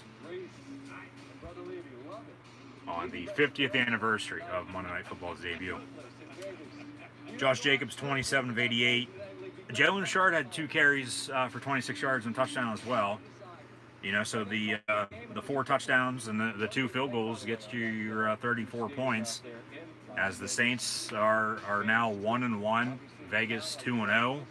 As we see some highlights now from the game that just wrapped up. They did not cover. They were a 4-point favorite. Did not cover. They lost by 10. Darren Waller, in my opinion, player of the game. Vegas tight end had 12 catches for 103 yards and a touchdown. And then the other touchdowns from Derek Carr went to Zay Jones and Alec Ingold, a wide receiver and a fullback. Edwards, 2 of 42. Renfro, 3 of 37. And Aguilar had that 1 catch for 19 yards as well. So, yeah, that's NFL Monday Night Football to wrap up NFL Week 2. The score was close to what I thought it was going to be. A point and 6 off for the loser. But the Raiders, with that one celebration that I missed, they were going around in a circle with hand sanitizer. So wash your hands and wear your mask. But week 2, I mean, for the first 2 weeks of the year in the NFL, this week by far was better than last week, I thought. We had a lot close and better games overall. Thursday night, Sunday night, tonight, a lot of good, 1 and 4 o'clock games yesterday as well. Hell, an overtime Chief win on the road in LA against the Chargers. With Harrison Butker kicking about 10, 50-plus yard field goals. All good, too, by the way. So, yeah, the Chiefs 23-20 in overtime yesterday. Browns won. Cowboys came back and won over the Falcons because of the onside kick. That was just pathetic. Rams, surprisingly 2-0, I think. Looking good here early on, along with the Cardinals on the NFC West. Steelers looking good. Bucks got their first one with Brady yesterday. Seahawks last night. Russell Wilson with 5 passing touchdowns to 5 different players with the 35-30 win over the visiting Pats. Ravens over the Texans. Texans in Pittsburgh next week taking on the Steelers. All have live reactions, play of that. The Sunday night game is in fact New Orleans hosting Green Bay, so we'll see that side by side with WWE Clash of Champions. So be sure to tune in next Sunday. Live reactions, play live right here on YouTube. Texans Steelers at 1 at 7 p.m. Eastern Time. WWE Clash of Champions. Then once Sunday Night Football begins with the Pack and Saints on Sunday Night Football, we'll also watch that as we've done in the past, including tonight with Monday Night Football and Monday Night Raw. And then next Monday night, with the Chiefs winning at 2-0, the Ravens winning as well this weekend, now also at 2-0. We'll have a Monday night matchup with the past 2 league MVPs, with Patrick Mahomes and Lamar Jackson in Baltimore next Monday night with Kansas City and Baltimore. The Chiefs, Ravens, Monday night matchup will also have live reactions, play, so be sure to tune in. Like, follow, and subscribe on social media. Links in the description below. Hit the thumbs up button. Once again, thanks for tuning in and watching the Raiders as they open up their new home stadium in Las Vegas, Allegiant Stadium. The new home of the Silver and Black Hole 2.0 in the desert in southern Nevada. The Raiders defeat the visiting New Orleans Saints 34-24. Just win, baby. And be sure to like, follow, and subscribe on social media. Be sure to also tune back in next weekend for more live reactions, play-by-play. Keep an eye out as well. WWE Clash of Champions preview predictions on Saturday, this upcoming Saturday, the 26th of September 2020. Hopefully everyone's staying safe as well. But Clash of Champions preview predictions, Texans Steelers, Clash of Champions live reactions, along with Sunday Night Football and Monday night next week with the Chiefs and Ravens. Once again, thanks for watching. Raiders with a 10-point, 34-24 win over Drew Brees and the New Orleans Saints. Just win, baby.